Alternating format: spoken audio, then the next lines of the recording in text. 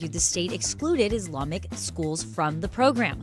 We'll discuss this and more of today's top headlines. I'm Celestia Sherman. And I'm Frank Billingsley. We'll also talk with City Controller Chris Hollins about the rising cost of electricity and other city budget matters. Plus, the Archway Gallery's John Slaby and Cookie Wells will tell us all about the history of this long-running artist-owned and operated gallery and their 50th anniversary exhibition. And as always, we want to hear from you. Give us a call or text at 713-440-8870 or email us at talk@hellohouston.org. You can also watch us live on YouTube by going to houstonpublicmedia.org. Hello Houston is made possible in part by founding sponsors John Bradshaw and Kathy Sanders, by Metro, and by gifts from listeners like you.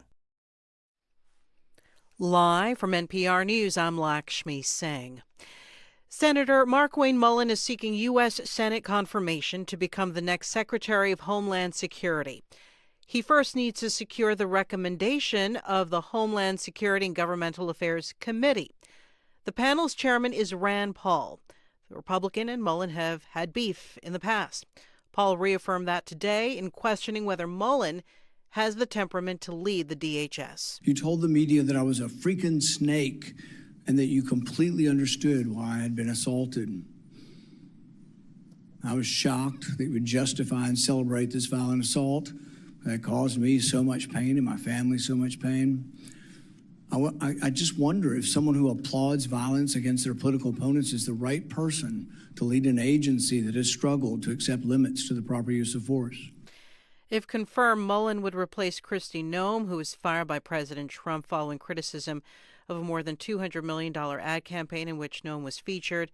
However, Noem's tenure was also overshadowed by widespread criticism of the DHS's immigration enforcement tactics, including confrontations that led to the killings of 2 U.S. citizens in Minneapolis. Israel says it has killed another high-ranking Iranian leader. It is the latest in Israeli airstrikes targeting the country's top officials.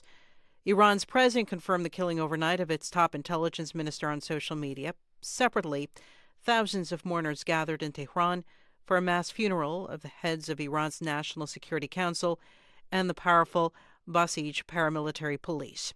Here's NPR's Carrie Khan. Defense Minister Israel Katz says Iran's intelligence minister, Esmail Khatib, was responsible for, quote, the regime's apparatus of repression and assassination and instrumental in the deadly crackdown on Iranian demonstrators earlier this year. Katz says the war is in a decisive phase and that, quote, no one in Iran has immunity. Everyone is a target. Meanwhile, mourners packed a huge Tehran square for the funerals of 2 leaders also killed by Israel. Live stream of the massive crowd carrying multiple coffins was broadcast on Iranian TV. Carrie Khan, NPR News, Tel Aviv. Ukrainian President Volodymyr Zelensky says he's worried the more weapons the United States uses to fight its war against Iran, the fewer missiles available to help Ukraine defeat Russia. Zelensky tells the BBC Russian President Vladimir Putin wants a, quote, long war in the Middle East because he says it would mean higher energy prices, the depletion of U.S. reserves, and a depletion of resources in Ukraine. U.S. stocks are trading lower this hour. The Dow Jones Industrial Average down 470 points, or roughly 1%. This is NPR News. Live from News 88.7 in Houston, I'm Alexandra Hart. A train derailment in Richmond this morning is causing major traffic delays in the area. Authorities are currently on scene investigating the incident. News 88.7 Fort Bend County Bureau reporter Melissa Nahe joins us with an update. Alexandra, I'm here at the scene of the 23 rail car derailment that happened along Highway 90 near Oak Bend Hospital around Collins Road and Jackson Street. This happened in the early Wednesday morning time frame, and multiple emergency response agencies have been on the scene here. And Richmond authorities tell me they've got that call around 6 a.m. and headed to the scene. Since then, county fire marshal officials said they've contained a leak of what they've called ethanol and corn syrup from the scene. Since we last spoke, the loud noises we heard were from the rail cars that weren't affected, and those have been moved forward, which is good for drivers in the area who are trying to cross along Highway 90. This will still be a multiple-day affair as the investigation continues. For News 88.7, I'm Melissa Nahe. Researchers at the University of Houston have broken a record for superconductivity, a physics phenomenon they say could make waves in energy transmission. News 88.7's Michael Atkinson spoke with them. When electricity is conducted, more often than not, some of that energy is lost as heat. Some objects, though, are superconductors, which won't have any energy resistance. That means it won't lose any energy as heat and won't be inefficient. But superconductors have to be extremely cold. For years, the record for warmest superconductor was 220 degrees below zero. But now, two University of Houston researchers say they've broken that record to the relatively warmer 188 degrees below zero. Paul Chu, one of the professors, says he's already looking ahead to the next breakthrough. That's quite an accomplishment. We'd like to get it to 300 degrees Celsius. That's our ultimate goal. 300 Kelvin is about 80 degrees. If achieved, that could make energy transmission much cheaper and easier by not having to cool the substances so much. I'm Michael Atkinson, News 88.7. 66 degrees and mostly sunny on the University of Houston campus. I'm Alexandra Hart, News 88.7. Support for NPR comes from NPR stations. Other contributors include Progressive Insurance, working to help protect small businesses and the owners that run them, offering customizable coverages to salons, accounting firms, tradespeople, and more. Learn more at progressivecommercial.com.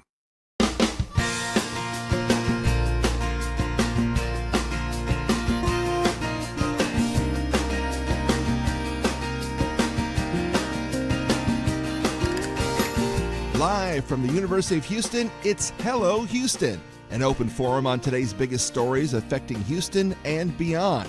Call now, 713-440-8870, or let us know your thoughts on today's topics by emailing us at talk@hellohouston.org. Now here's your host for Hello Houston, Ernie Manous, Celeste Diaz-Sherman, and Frank Billingsley. 2 out of 3. Thanks for joining us today. Yep, spring break continues for Ernie. Yes. So he's not here, but we are. How was your spring break last week? It was great. You got 2 days out of it. I got 2 days out of it, yeah. My kids were off for the whole week, but for those 2 days, we went down to Galveston, like I've mentioned before, and it was fabulous. Nice weather there, nice weather here. Look at that sky. Nice weather. You're watching us on YouTube. I mean, that is beautiful. It's a gorgeous sky. I like a little clouds in the sky. You know, clouds give you contrast, especially at sunrise and sunset. You have to have clouds. Otherwise, it's just a big orange ball coming up, you know? So it's nice. But yeah, and it was cool this morning. It's going to be a cool-ish day. It's 66 right now. Yeah, it's going to be highs of 76. So beautiful. It'll warm up by about 10 degrees in the afternoon. And then we're on our way to 80s tomorrow, and then that mid and upper 80s. We might hit 90 by Saturday somewhere in the viewing area, you know, but more than likely 87, 86, 87. But, you know, out west, they're looking for 100 degrees out toward Phoenix and in parts of California. This big heat dome has come in. It's strong enough that it's going to park itself and stay with us through the rest of the month. Wow. So it's going to be mild and dry all the way into April. But, you know, out in that west area, the weather's drier in general. So I feel like 90 doesn't feel like 90. Well, the humidity is low, but the humidity is fairly low here. It feels crispy out. It feels pretty good. Yeah, it's going to be nice. Great. It doesn't really factor in for us too much until late May, early June, and then we get it until October now. So you get those 4 months. Did I tell you that story? I was at a cocktail party, and this guy literally said, "So where do you summer?" It's like right where you're standing, pal. Right, you know, right. I don't summer. Yeah. I love the way he turned that into a verb. Where do you summer? Where do you summer? I summer at work, sir. That's where I summer. Yeah, summer here and summer there. Somewhere in between. Summer gone. Yeah. But not me. Well, there you go. I know. So there you have it. So did you know that here's a fun fact that we got from YouTube. Houston gets more annual rainfall than Seattle. Yeah, you know, I'd have to look at Seattle. That's probably true. If you look at our annual rainfall, it's about 44 inches a year. I think that's what it is. And Seattle gets more rain, more gloomy, dreary, rainy days, but it's misty rain. Yes. We get it in buckets. And they get rain. spit. It's interesting because when we were in Seattle, we visited Seattle a couple of years ago with my kids, my husband, his family has family there. And I remember the first day we were doing some sightseeing things, and The weather just made me feel homesick. Like I didn't know, like it just made me feel kind of sad. Like I remember sitting in the car, we were going to go grab coffees or something. And I just was like, I think I want to go home. Yeah. I people that love the Northwest love the Northwest. They just do.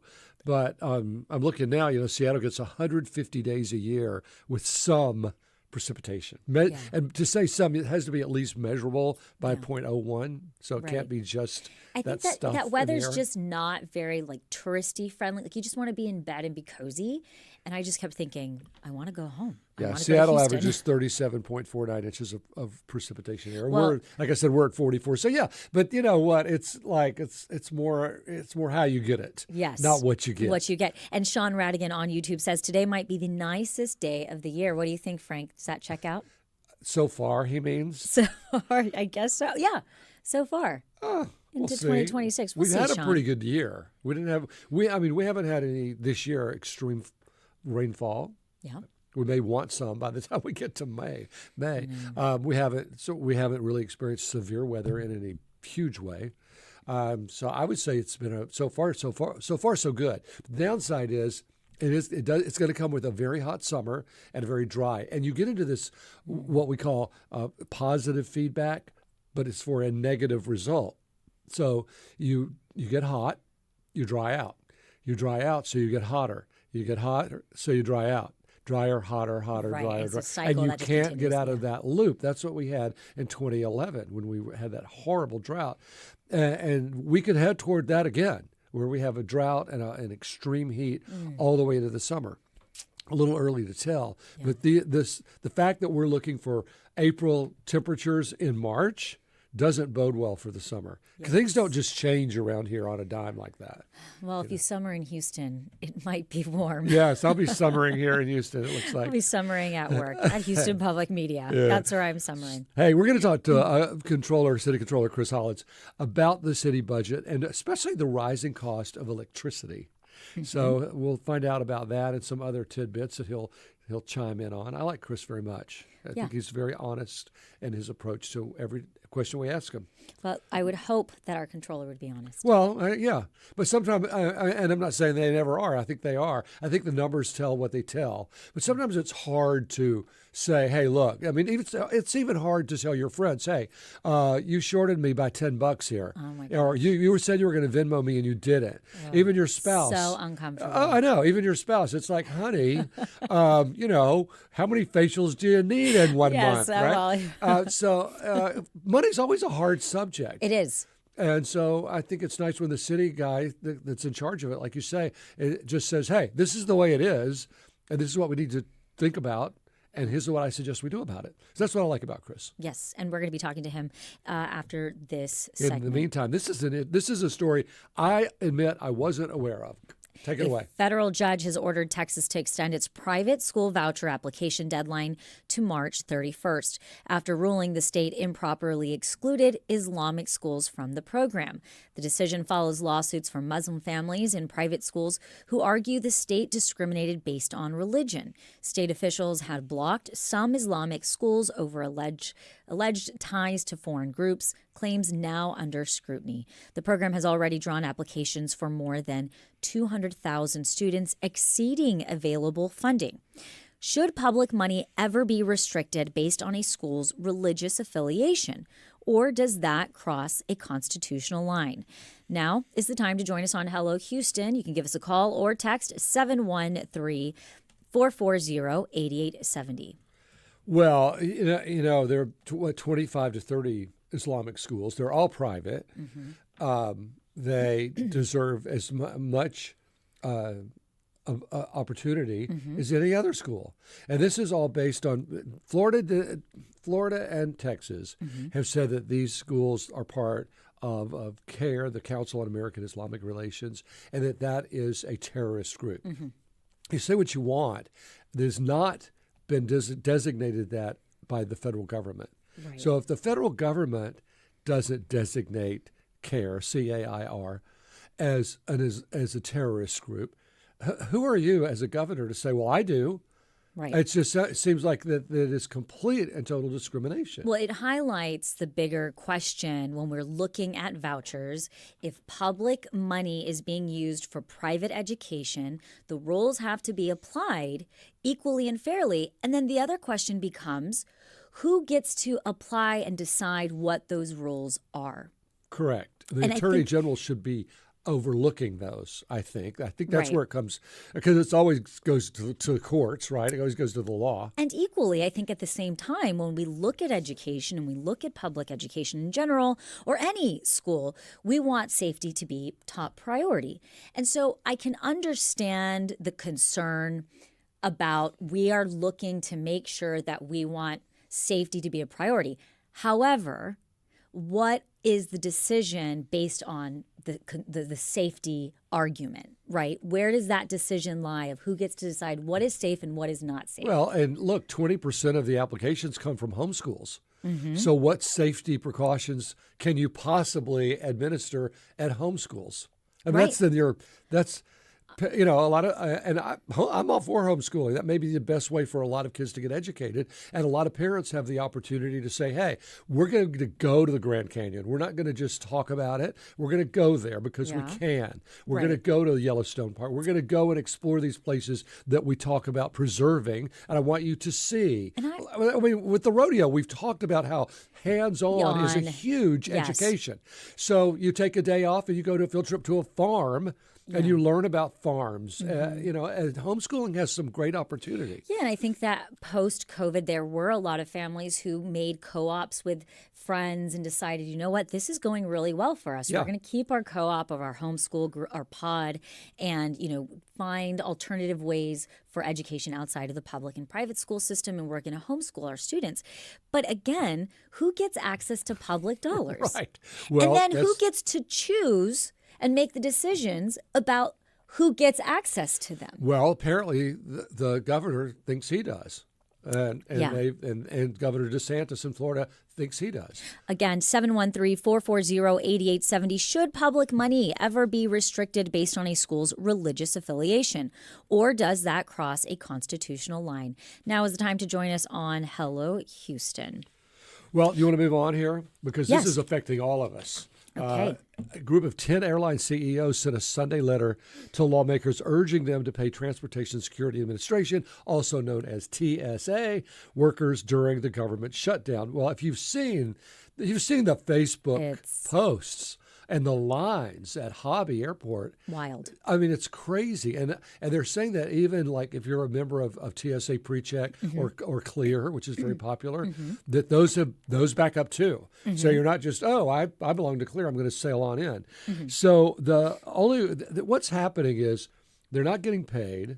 And because they're not getting paid, they're not showing up for work. But it's not a protest. They're taking other jobs where they can get paid. Right. Now, the average pay is like $17 an hour. They make $35,000, $36,000 a year. So if you're not even getting that much money, I mean, that if you're a single person, you've got to make money somehow. Absolutely. And there's even been some people saying, you know what? Not that it's going to really help, but if you don't mind going to the airport with a gift card, they can't accept money, but TSA workers can accept gift cards. So, you might give them a $20 or a $30 gift card just so they can go to Starbucks or grab a pizza or go to Subway or something and try to help them out, or just a Visa card to help. I feel like, yes, we need right now. That's a drop in the bucket. We kindness, have a bigger problem. 1,000%, right? I had never thought about that, but that actually is actually a nice thought or a nice way it's a moral to show morale. appreciation. It's Yeah, morale. to take a Starbucks card or some type of, a Target, something. Yeah. I could see that. I appreciate that. But the CEOs calling out, I'm kind of like, well, wait a minute. Well, they make a lot of money, don't they? Yeah. Okay. They can help solve this really quickly. Hold on one second. Yes. Let's look at this. But again, 713-440-8870. We do have a call on the line, Michael from Westgate, who's calling about our earlier headline, which was we were discussing the school vouchers. Yeah, and he's a lawyer. Michael, welcome to Hello, Houston. Hi. Good morning. Listen, used to do a lot of civil rights law, and the fact that they are trying to exclude schools of Islamic flavor is simply against the Constitution. It's that simple. Y'all pretty much explained pretty well how it is, and I mean, if they're going to be able to give money to schools of any particular religion, that means all religions. Sure. So, and this is, we keep going through this again and again. Then they want to, put the 10 Commandments on schools. You can't. Then you want to, have a community be done under godly principles. You can't. In Texas, this is just a recurring theme, and this particular prejudice against Islam, I think, speaks very poorly for a state where there's a significant Islamic population, certainly here in Houston. Yeah, I think we have the largest one here. The largest is here in Houston. Michael, it may be. Yeah, do you have any idea how this played out in Florida? No, I really don't. Yeah, nobody I really sued don't. in Florida. I'm surprised that nobody. But one way or the other, if it ends up at the Supreme Court and they don't stop it at the appellate courts or the district courts, the fact of the matter is you can't discriminate against a religion once you've decided that you're going to give money to religious schools at all. And by the way, I just wanted to something that probably most Americans aren't aware of. In Spain, for example, what they did is because Spain quit being a secular Catholic country after the new Constitution in 1978. But what they did with schools is, the religious schools can get money from the government, but the government sets the curriculum. So if you want money from us, fine, but we get to set the curriculum. I've been saying that. I've been saying that with vouchers the whole time, Michael. And I think it's not just religious schools. I think it's private schools in general, that private schools determine their teachers and their curriculum and what books are in their library. That's right, but that's not the way it works overseas. The government, you want our money, fine, but that means we determine who can teach and what qualifications they need. We determine what the curriculum is, and if you want our money, take it or leave it. Well, they're already doing that with universities. Look at how they've said you can only teach certain ways and certain ideology or not That's ideology. Correct. Yeah. Well, look what's happening to Texas A&M, and unfortunately, my alma mater, Texas, is also buckling down, and I think it's shameful. And the result of that, Frank, is going to be that people aren't going to want to come to teach it here. I mean, it's that simple. Oh, you're absolutely right. They're afraid to. And we have some fine teachers from overseas that come here. Frank, I have a question for you. I come and go from Houston. I'm an international lawyer and all that.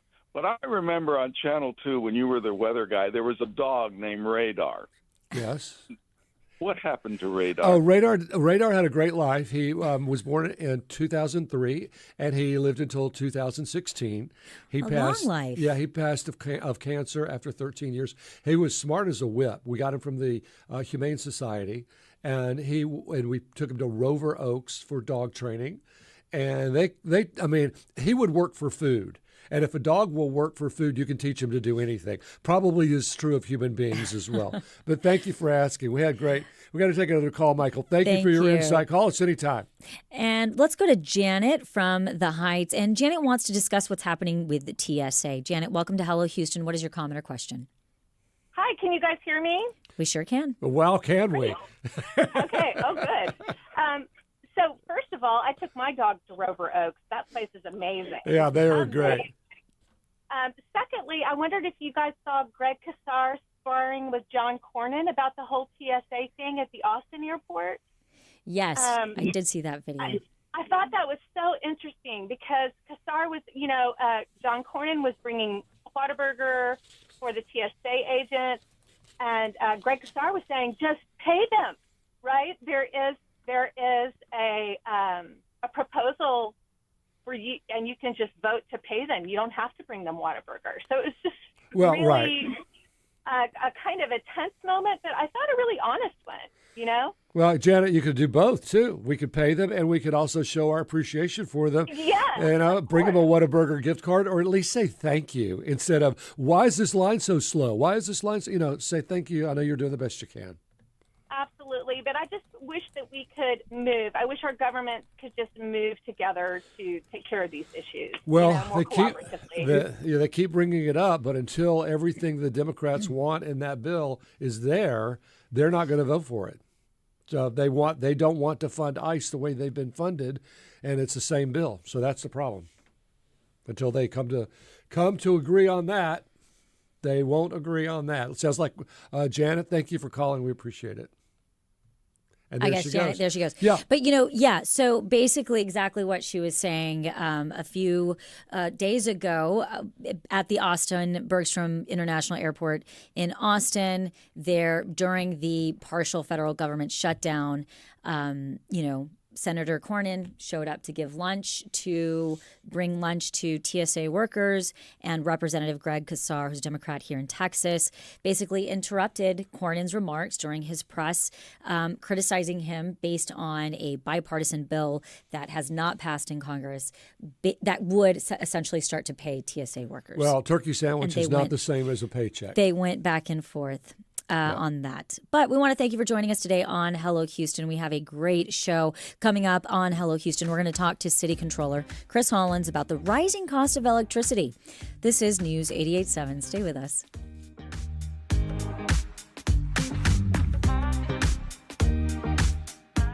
Meet Dio Choco. We just took his keys for the day and gave him a Ride Metro fare card. This is his story.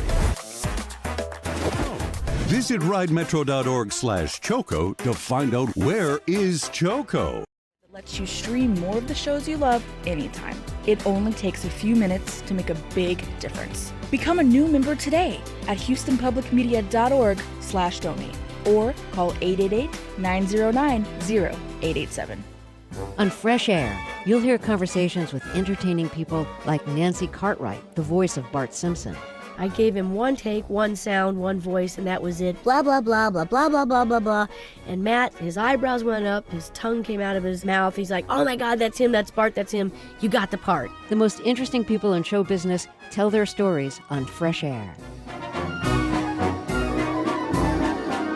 Fresh Air, weekdays at 8 p.m. on News 88.7.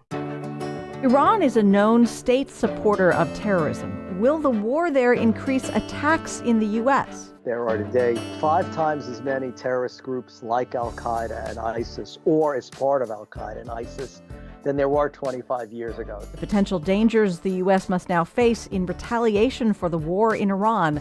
That's next time on Think. You can listen to Think tonight at 11 o'clock on News 88.7.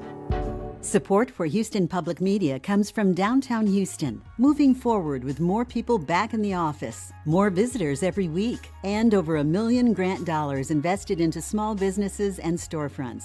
More at downtownhouston.org. Support for Houston Public Media comes from Good Reason Houston, bringing together educators, families, and community leaders to strengthen public education in Houston. Learn more at goodreasonhouston.org.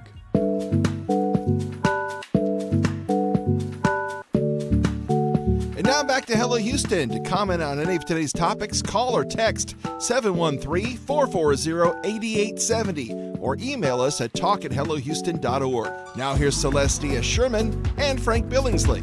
All right, this will shock you. The city of Houston is expected to spend more than $131 million on electricity this fiscal year, according to a new report from the City Controller's office. The report says the city's on track to spend about 40% more on electricity than it did last year. So how concerned should we be on this sharp rise? This is a concern. This concerns me. To talk to us about it and other city budget matters is the man himself, Chris Hollins, City of Houston Controller. Chris, welcome back to Hello Houston. Hey, always a pleasure to be here with you. Okay, so $131 million on electricity this year. As Frank pointed out, 40% more than last year. What is driving the increase, and how much of this was predictable, avoidable, and is this going to be a long-term budget issue? So it will be a long-term issue, but let's rewind a little bit so we can see how this all came to be. So you all remember the freeze, Winter Storm Uri, yeah. Right? My family was camping out in somebody else's houses for 4 days because we didn't have power, right?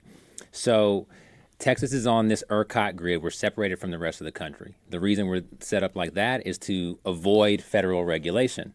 However, we saw the downfall of that during Winter Storm Uri. About 250 Texans died during that storm. We all were spectacularly inconvenienced, and power companies made $11 billion, right? By hiring these, by charging us these crazy rates during that time. So a lot of reform has taken place since then, mostly for safety, right? Making the grid more resilient, et cetera. But those same companies that made $11 billion in that month alone haven't had to foot that bill. They've passed those costs directly down to customers. And the city of Houston is one of those customers. So now how did the city of Houston get here from a $90 million bill one year to $130 million the next? Well, we just so happened to have signed a long-term contract right before that winter storm. So spikes in costs started to happen after that with the resilience, costs being passed down to customers like you and me. But the city had locked in long-term prices for about 5 years at that point and didn't have to absorb any of it until now.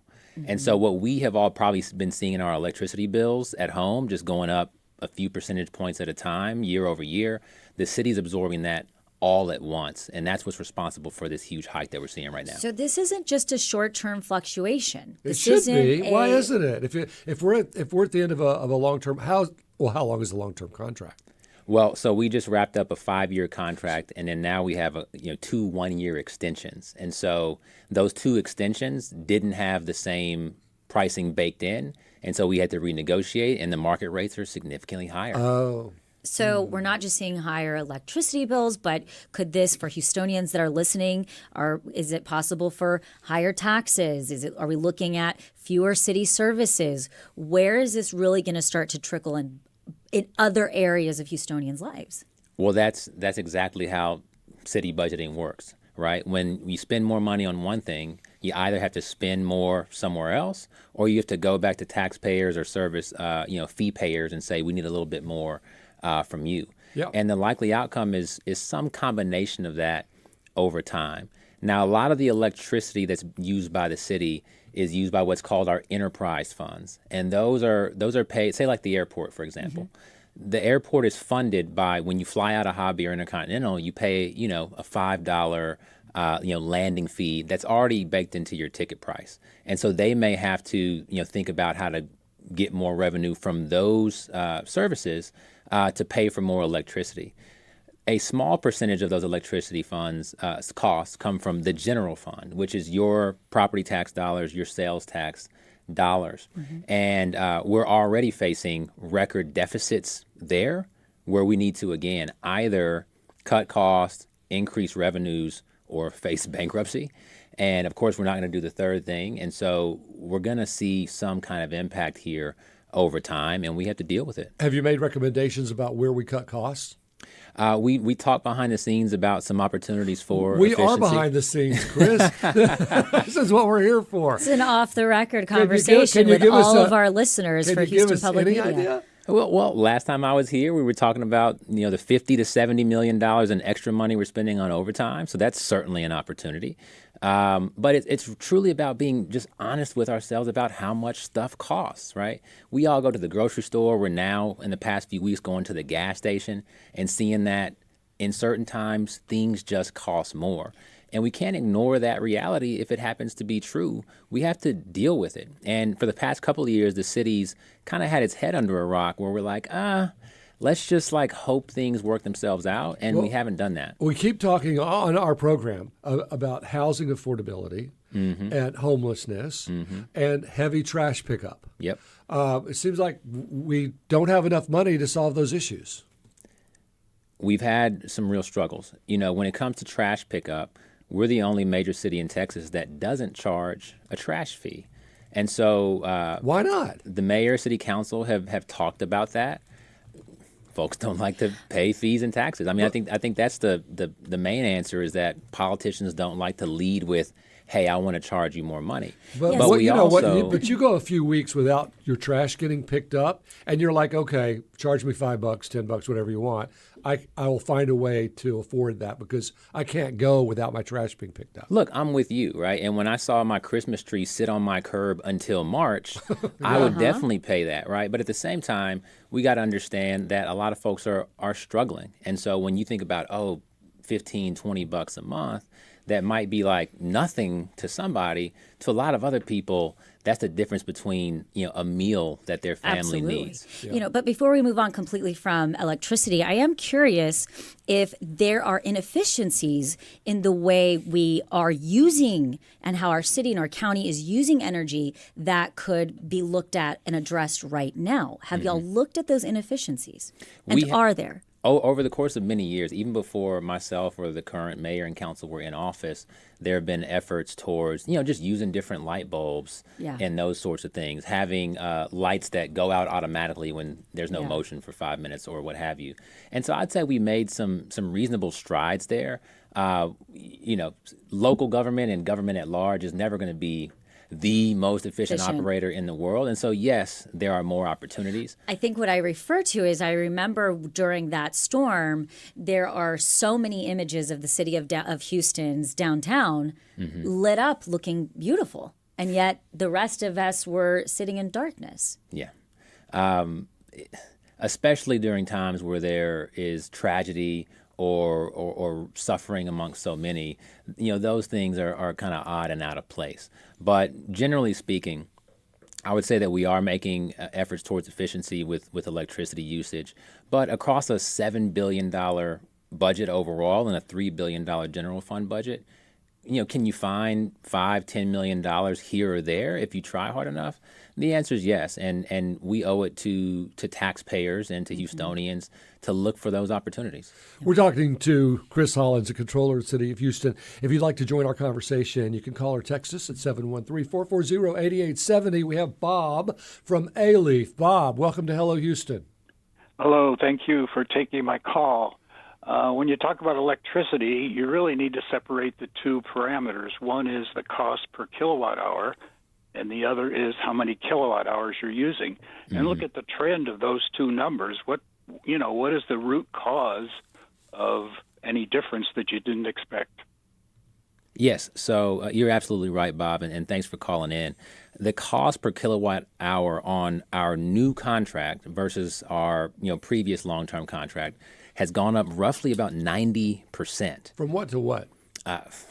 Now you're really testing me. Okay, I can single get back to you on digits? that. Are we still in single digits of 3-4 cents per kilowatt hour, or you're looking at 11-12 cents per kilowatt hour?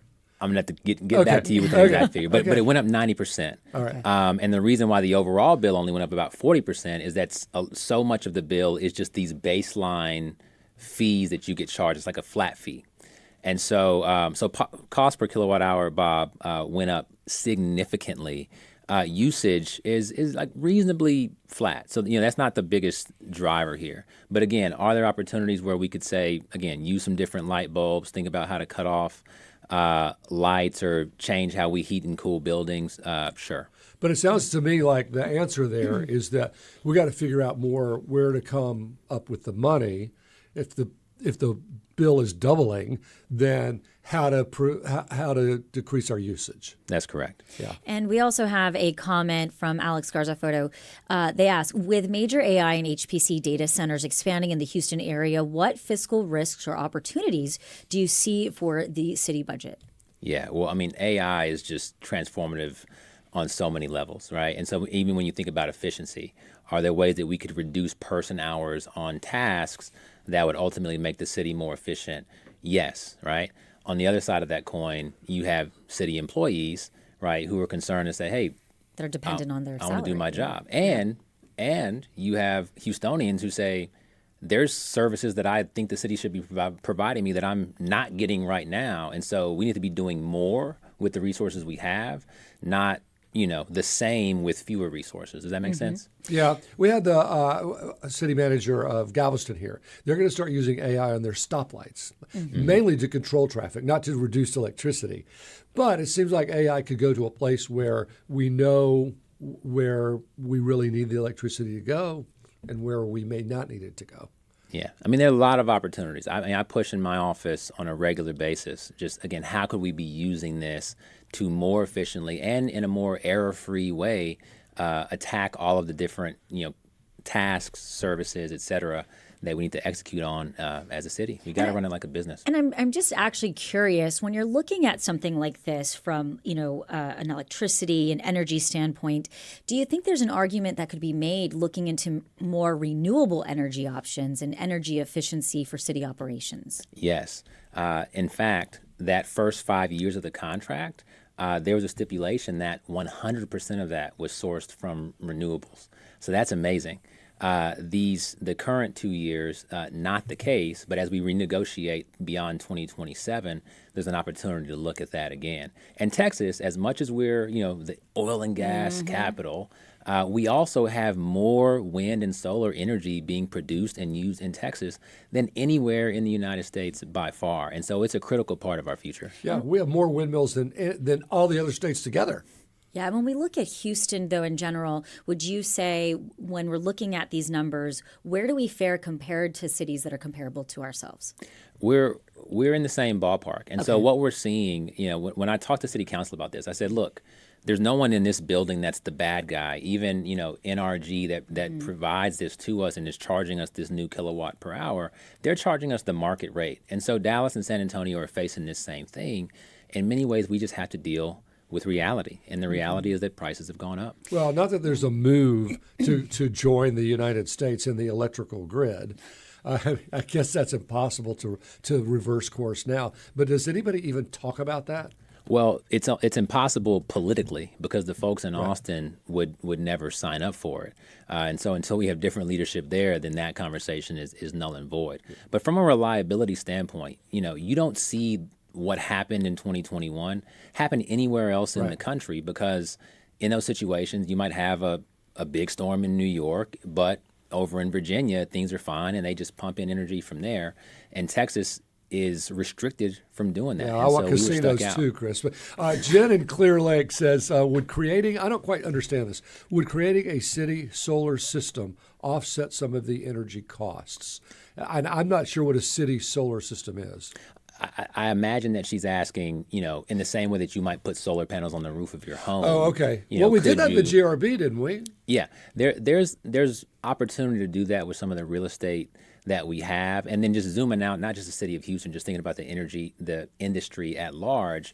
There are efforts to think about building sort of vertical solar farms that are able to capture the sun's energy without taking up tons of space and necessary real estate. Well, the last two fronts. So if we put windmills on top of these buildings, man, we'd have some energy coming in. Chris, you're a numbers guy. When you release a report like this, what should taxpayers be looking at that are sitting there and they're saying, our electricity bill is going up.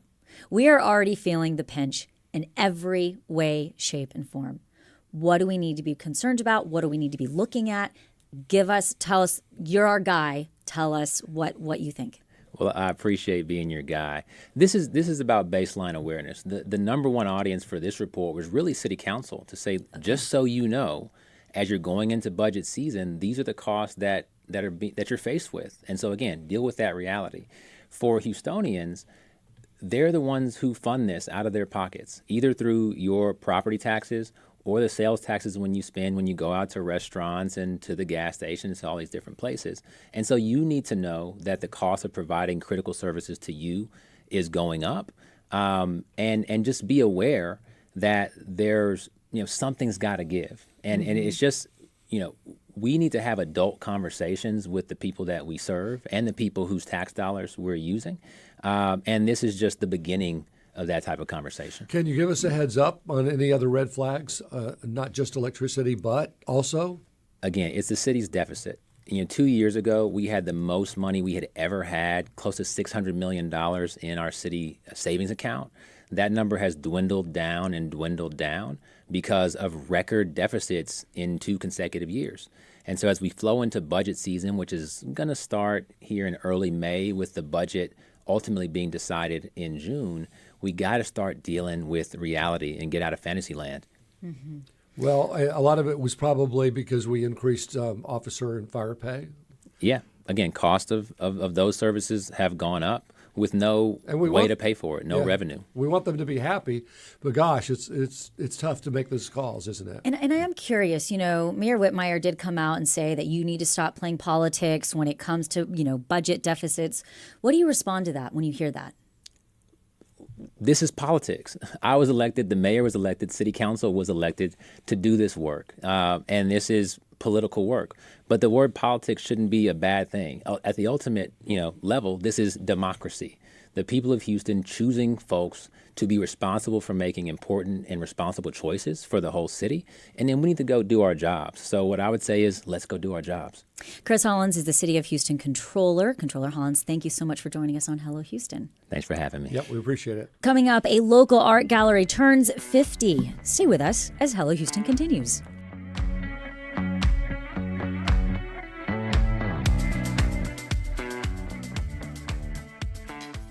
Houston Matters. Meet Gamola, songwriter, world-class violinist, and award-winning multi-genre artist. We just took his keys for the day and gave him a Ride Metro fare card.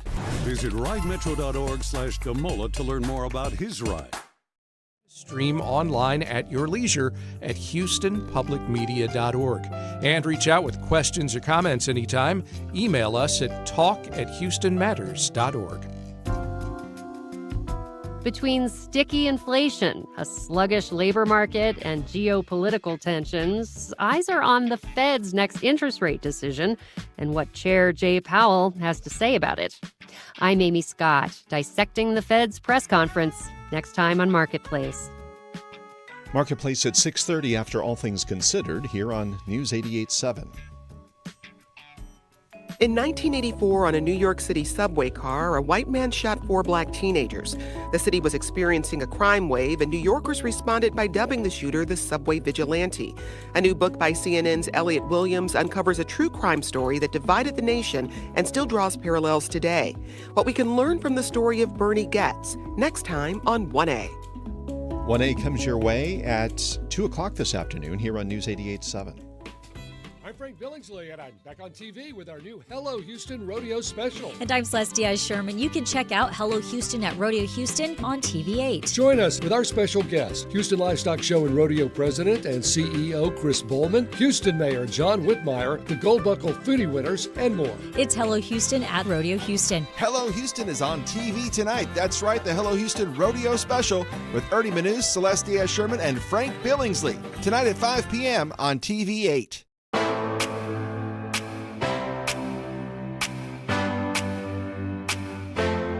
And now back to Hello Houston. To get your comment in on any of today's topics, call or text 713-440-8870 or email us at talk@hellohouston.org.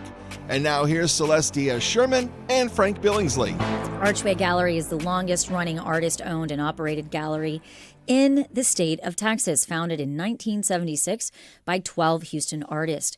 Archway was created to be a gallery that would be owned by artists who would also take complete responsibility for the business side of selling their art. Over time, the gallery has evolved into a cherished arts institution that endures to this day, with this year marking its 50th anniversary. In Milestone, they're celebrating with an exhibit called 50 Forward, which pays tribute to the artists who continue to build its legacy. And to tell us more about Archway Gallery, its history, and this 50th anniversary exhibition, please welcome longtime members and treasurer John Slaby and longtime member Cookie Wells, who also is the chair of the 50th anniversary celebration. John and Cookie, welcome. Thank you. Thank you. It's great to be here. 50 years. Great. Yeah, 50. how about that? How exciting. Yes, it's very exciting. It's been an artist-owned for 50 years. What has that model allowed you all to do differently than, let's say, a more traditional gallery that a gallery couldn't? Great question. Well, the main reason why it was formed is that the artists wanted to have control over the all aspects of the business of the gallery. And I think as an artist, what the real benefit from that is that you get to display the work that you want to display, and you have control over what gets shown. And you're not beholden to a gallery owner about what you can put up and what you can't put up. So you're free to experiment and try different things and never thought about grow. that. Yeah. Well, what about the commissions too? I would think that. Well, what's the standard gallery commission? The financial arrangement is completely different. In our artist-owned gallery, we're all paying a rent to be in the space, and then there's a very low commission on any sales. So you're kind of an owner. I mean, we are owners. We are formally owners. We are an S corporation, and every one of us is a shareholder. So we are owners, and everything that goes on in that gallery is determined by a democratic vote. You need either a majority or a supermajority vote to enact any policy. Do you keep an odd number of members rather than an even number? We are a very nice bunch, and we all get along, and so usually the votes are nearly unanimous. Yeah, not as bad as the Politburo, but they are. Take us back to 1976, and talk to us a little bit about how the Archways evolved from that time to today. Yeah, who said, you know what, let's do our own thing? Yeah. That's right. Yeah, well, why don't you tell us I that think part of the that it story? has evolved for sure. It just kind of grew and just, improved over the years. We've been in 5 different locations. And I think that with all of our technical knowledges these days, all the technical stuff that you have to do, it's really changed the situation. Has that been the biggest challenge? I think so. I think so. Yeah. Cookie, was there a time or a moment that really defined the institution Archway for what it is today? Well, I think it just goes back to the founding, and I'm amazed. A handful of artists got together, and they decided we're gonna open our own gallery, and they wrote up a set of bylaws. Yeah, and it's astonishing, but those very same bylaws are in use today. Wow. I mean, it's like that kitchen table thing. Yeah, Hey, how can we do it this? literally was at a kitchen table. The gallery got its name at a kitchen table. So a lot of great things happen on the back of an envelope. There's I am amazed at how well the like you said, the bylaws and everything were put together. There may have been some changes over the years, but they were put together so well that we continue. And does everyone have equal space, or do you have what you need for your art? We have equal space. Okay, well, it's a little more complicated than that, because what happens is every month at the Dunleavy location, for Archway, we have a featured artist up in front of the gallery. So they get a very large space, and that space rotates every month. So one of us is featured every month. And so Cookie and I, for example, will have a show maybe once every 2 or 3 years. Yeah. And we get that big space. But everybody gets the rest of the space in the gallery is evenly proportioned. 3D people get clusters of pedestals. 2D people get a certain amount of wall space. The featured artist gets that whole front space. Do you create there, or do you just show there? We just show there. Okay, so you have your own studios, and you bring it in and set it up and all of that. Right. And then who is in charge of the proper lighting and the proper hanging and all that? You just have someone that does it? Everything is divided into jobs. Everybody has a job. So Cookie's job was to run the anniversary. My job is to write checks. Yes. But Houston has a vast art community, and we have lots of galleries. What makes Archway really have its own identity within the Houston art scene? Well, you have a very diverse crowd. Yeah. We have all kinds of art in the space. And that's one of our goals, is to maintain a diversity of the kinds of art that are shown. Cookie and I paint very, very differently. I'm a realist oil painter, and Cookie does fabulous work. It's mostly abstract. Abstract. Paints on Yupo and. Yeah, I started out as a watercolor artist and continue to work on paper, but we have a little bit of everything in that gallery, as far as the art forms, And we actually strive for that. Yeah. When we are interviewing for members or a new member, we're looking for a certain thing. But we do try to get a wide variety. Yeah. So are you two? I guess what I'm trying to say, when you do get new members, I guess you have to say, look, here's what it costs a month, and you better sell enough art to come up with it. There's no pressure to leave. No, there's no pressure to sell necessarily. No, you just got to have the money. As long as you're willing to do work, everybody has a job. So people are there to work and take care of tasks. They have to spend a certain amount of time every month minding the space, because we have no employees. Right. So everybody has to come in at least one day a month and mind the store. You come to installation days when the gallery has to be rehung. You come to reception nights when we open the space up to all of our patrons. Well, of course, we're open all the time. I was going to say, speaking of which, 50 Forward. That's Talk to us right. about this 50 exhibition. What makes it special? What can visitors expect? Are we having a big party? Are we We're having a big party. party. It's great. Every reception is a big party. Yeah, but this is going to be a real special party for sure. Tell us about and it. it's going to be April the 11th. Okay, 411. Give us the 411. 5 to 8 is our usual receptions, and we're going to have this special installation. Look at John's T-shirt. Yep. Yeah, if see you're that? watching on YouTube, you can see John's There we go. T-shirt. If you're in the stream. How did you all choose what artist to highlight for this one? This is a big one. Well, it's a group show. It's a All group. 34 of us are going to yeah. be represented in the front space of the gallery. Yeah. And as I was saying about my T-shirt and tote bags, which we also have for you guys. Oh, thank you. Yes, as a little memento of our visit. Very nice. We asked everybody in the gallery, all 34 members, to do a portrait on an 8x10 piece of canvas. Beautiful. And we are going to display those in a big grid. But everybody also gets space within the front area of the gallery. So we're going to arrange all of these portraits in a grid just like this on the wall, and that'll be one aspect of the display. But everybody has a certain amount of space, so everybody is represented. As I recall, 411 is a Saturday, right? That's correct. And so it's 5 to 8. Yeah. And where are you on Dunleavy? We're on 2305 Dunleavy, just north of Fairview. And John, what has Archway meant to you personally? Oh my gosh, it's meant the world to me. Literally meant the world to me. I've been a member. Cookie and I have been members for over 30 years. We joined when we moved to the West Gray space back in '93. Wow. And as an artist, it's been an amazing experience because, like I said, I always have my work on display. I get to paint whatever I want. I have the feedback and I have the community of the artists that are members of the gallery, and I've been able to connect with 100 artists have been in and out of that gallery space over the last 30-odd years. So. Personally, professionally, certainly, it's been it's made me what the artist I am today. Personally, a big part of my social life is through this space and through this gallery. The reception nights, I get to connect not only with the other artists, but all of my friends and patrons that come in on these events. It's an astonishing experience. I get emotional support, professional support of all kind from this space. These people are my dear friends. I've known Cookie for over 30 years. I have my best friends are in this gallery. And I was going to say, Cookie, what does the 50th anniversary feel for you? Well, I'm on the same line as John. It's just been the world to me. I worked a full-time job when I joined Archway over on the West Gray location. So I was a graphic artist for many years, and it takes a lot to get out there and show your work, from place to place or enter different shows and all. But I thought this is a place that I could have my work 24/7. It's always there. Beautiful. And just like John, it's been a world of friendships, and growth.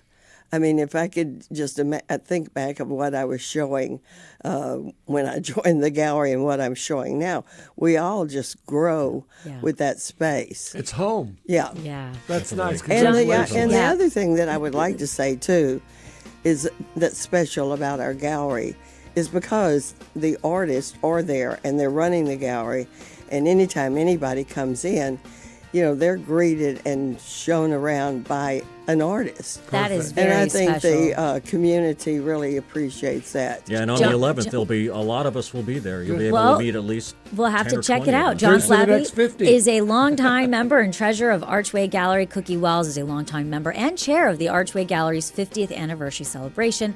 John, Cookie, thank you both for joining us today. Thank you. It was our pleasure. Coming up, we're going to continue discussing today's top headlines. We're also going to learn about the University of Houston's Dementia Research Program. Stay with us for the second hour of Hello Houston. Stay tuned. There's more Hello Houston on the way with Ernie Manous, Celeste Diaz-Sherman, and Frank Billingsley. For the latest in local news, subscribe to the Hello Houston daily newsletter at houstonpublicmedia.org. Hello Houston is a production of Houston Public Media. The opinions expressed by the guests of this program are solely their own and do not represent the views of management, staff, or underwriters of Houston Public Media. This is News 88.7. Support for Houston Public Media comes from listeners like you and from St. Arnold Brewing Company, a place for corporate events on tap, meeting rooms, AV equipment, and full catering available. More at starnold.com. Really nice day in Houston today, the high of around 73 with sunny skies. Mostly clear tonight, the low down to 54. Tomorrow, more good weather in store. A little bit warmer tomorrow, the high of around 82. Tomorrow night, clear, the low 59. Clear skies right now, 66 degrees at the University of Houston. This is your NPR station, KUHF Houston, News 88.7. It's a service of the University of Houston. It's 12 o'clock. Just ahead on this hour of Hello Houston, the deadline for candidates to withdraw from the Texas Senate GOP runoff ballot has passed, with Senator John Cornyn and Attorney General Ken Paxton both remaining in the race, and no endorsements from President Trump. We'll discuss this and more. Today's top headlines. I'm Frank Billingsley. And I'm Celeste Diaz-Sherman. We'll also talk with Stacey Gorniak, professor of motor behavior in the University of Houston's Department of Health and Human Performance, who will discuss the university's dementia research programs. Plus, Amanda McMillian, president and CEO of United Way of Greater Houston, will tell us all about the nonprofit's integrated client journey program. Also, we want to hear from you. Give us a call or send us a text at 713-440-8870 or email us at talk@hellohouston.org. Hello Houston is made possible in part by founding sponsors John Bradshaw and Kathy Sanders, by Metro, and by gifts from listeners like you. Live from NPR News, I'm Lakshmi Singh. More than 30 years after the Mexican-American civil rights and labor leader Cesar Chavez died, several women are publicly accusing him of child sexual abuse, assault, and rape. The New York Times has published the findings of an investigation in which a number of women identified in the article have gone on the record for the first time in accusing the revered civil rights icon of sex crimes. They include one of his most prominent allies, Dolores Huerta. She tells the Times that he forced himself on her twice and that both times she became pregnant. Huerta was an adult at the time. The paper says it was able to corroborate two women's accounts of child molestation and rape. The Times conducted interviews with more than 60 people, including Chavez's top aides, relatives, and former members of the United Farm Workers Chavez co-founded. The Senate's holding a confirmation hearing for President Trump's nominee to lead the Department of Homeland Security. Senator Mark Wayne Mullen says he wants to steady the DHS, but the hearing began on shaky ground. Rand Paul, the chair of the Senate committee that decides whether to advance Mullen's nomination of the full Senate, confronted Mullen over past remarks and questioned his temperament. Mullen fired back. Sir, I think everybody in this room knows that I'm very blunt and direct to the point, and if I have something to say, I'll say it directly to your face. If you recall, back in my House days, we actually did have this conversation because of the remarks that I made. Iran's threatening attacks on oil and gas infrastructure in Qatar, Saudi Arabia, and the United Arab Emirates. That, according to Iranian state media, which also reported earlier today that facilities associated with Iran's offshore South Pars natural gas field came under attack today as part of the war. Qatar shares the gas field with Iran and blamed Israel for the strike. In the U.S., the Federal Reserve is expected to hold its benchmark interest rate steady today. NPR's Scott Horsley reports the Fed is caught between rising energy prices and a softening job market. The price of gasoline and diesel fuel has jumped sharply since the U.S. launched its attack on Iran 2.5 weeks ago. Even before the war began, inflation was running stubbornly higher than the Fed's target. That makes it harder for the central bank to cut interest rates, even as the job market shows signs of needing more support. Over the last 6 months, the U.S. economy's added virtually no jobs.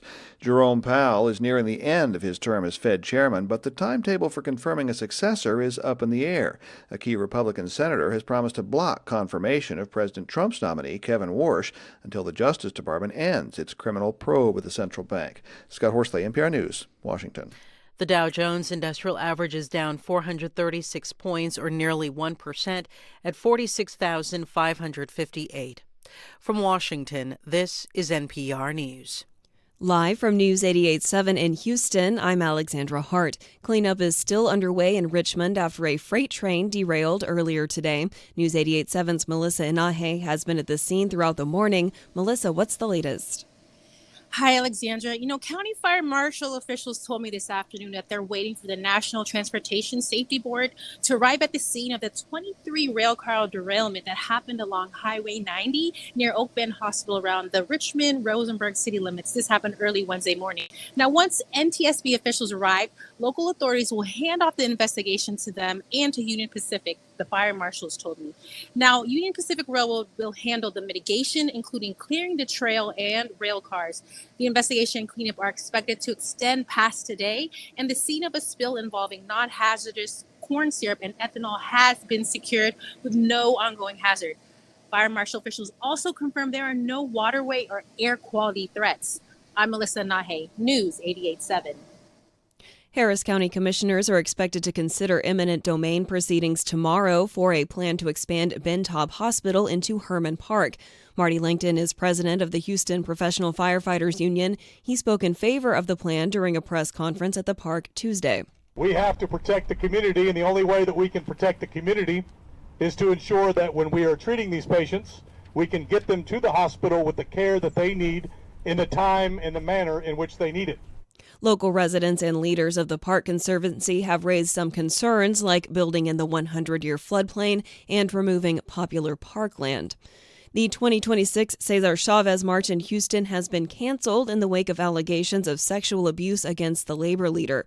A New York Times investigation found Chavez, who died in 1993, had sexually assaulted several women, including minors, while he was a civil rights leader. As a result, several marches and parades are being canceled across the country. Houston's march was supposed to take place on March 28th, but an organizer has confirmed that the march will no longer take place. I'm Alexandra Hart, News 88.7. Support for NPR comes from NPR stations. Other contributors include United States Postal Service, dedicated to putting reliability at the core of USPS Ground Advantage to help businesses operate smoothly. More at USPS.com/Ground Advantage.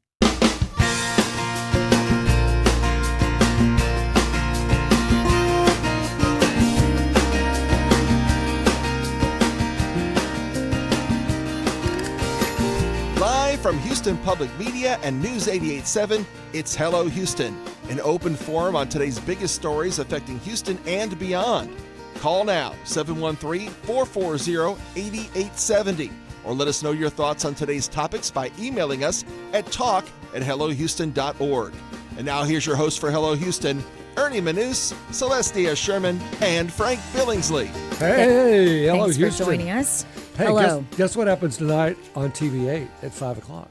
What happens? We're going to have our rodeo special on TV. We were there last week. That's right. They've turned it into an hour special, and it's at 5 o'clock on TV8 today. That's right. So tune in. Yeah, and Get your Escalante's popcorn. is sending us some food to kick it off.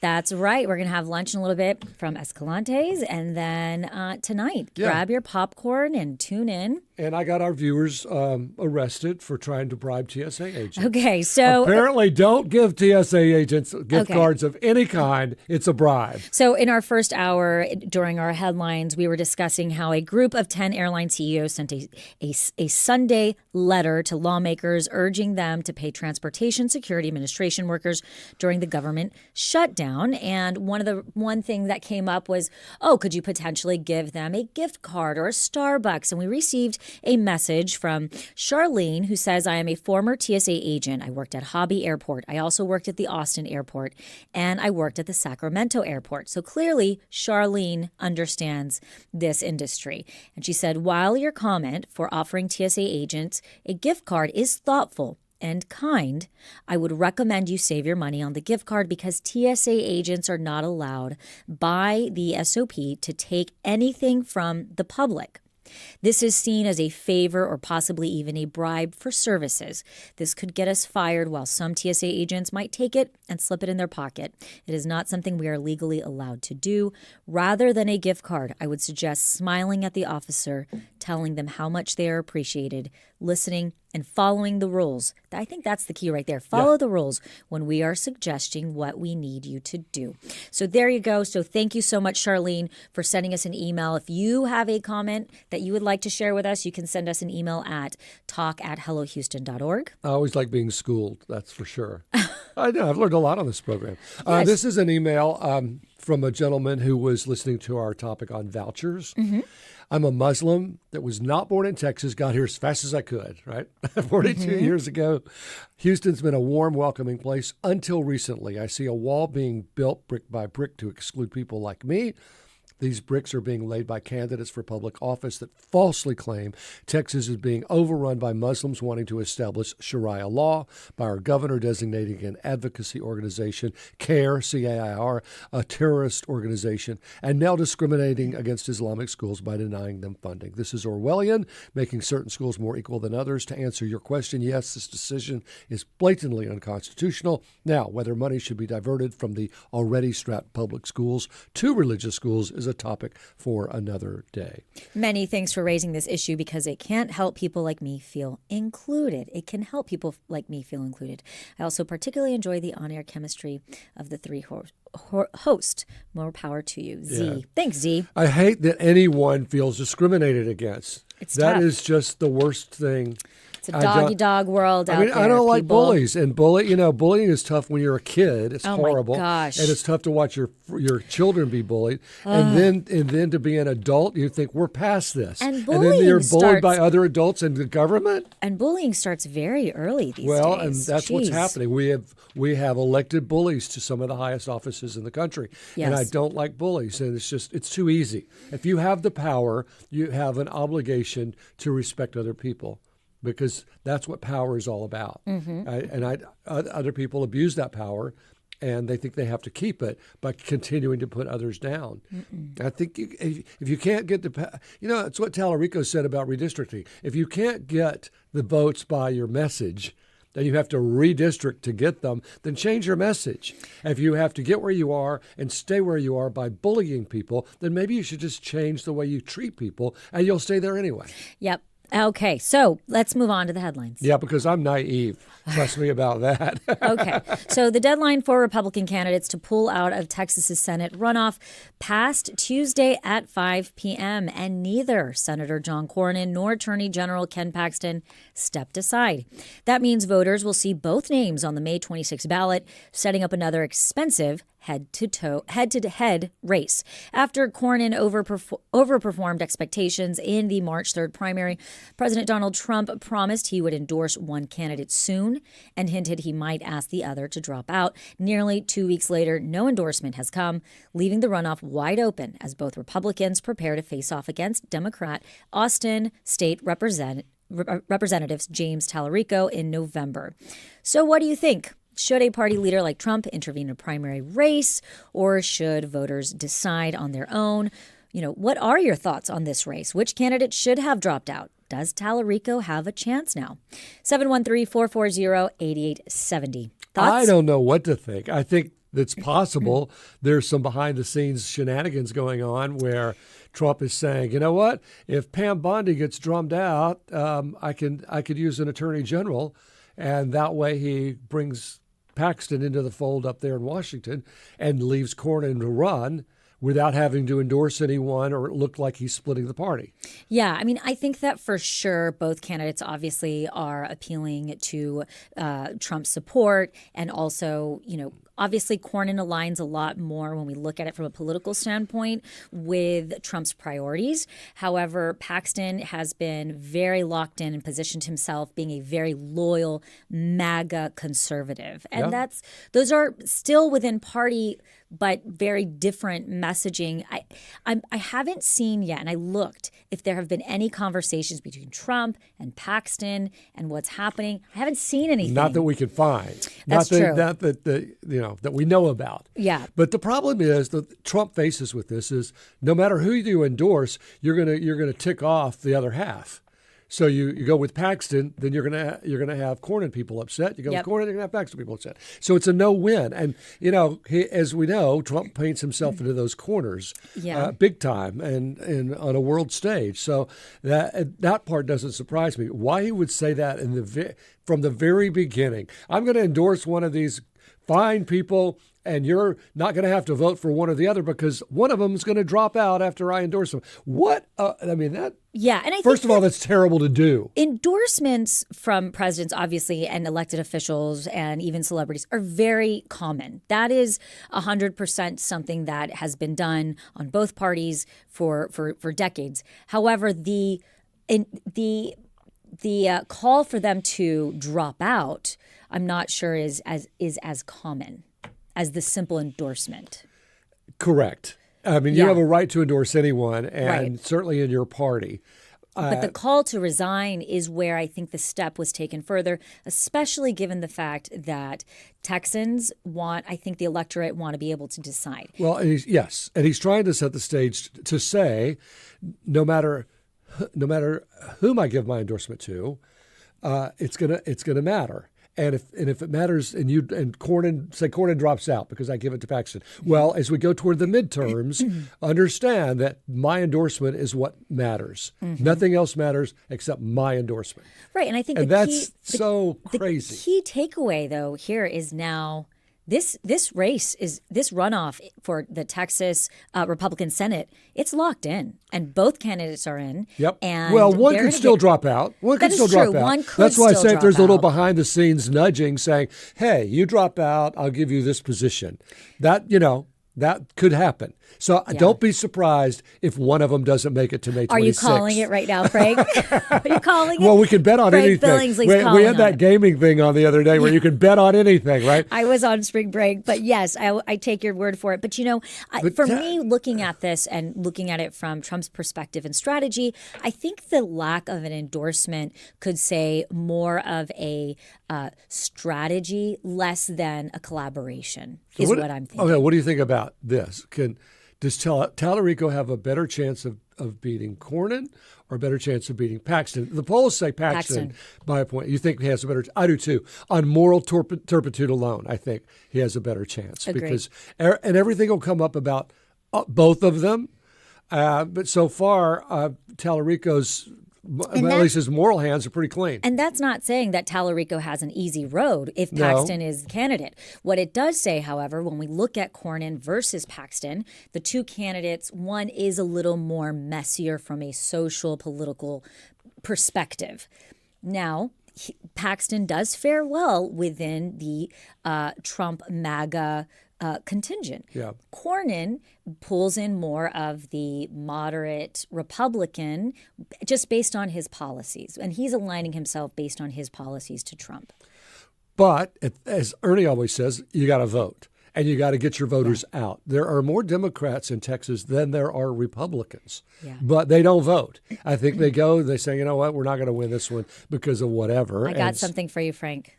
What? Okay, a YouTube comment. I'm not even going to try to say that name, but says, I'm a good old conspiracy theorist. Do you think Betancourt thought whatever office Ken Paxton is being groomed for, Paul B. gets a ride along? I don't think Paul cares about national politics.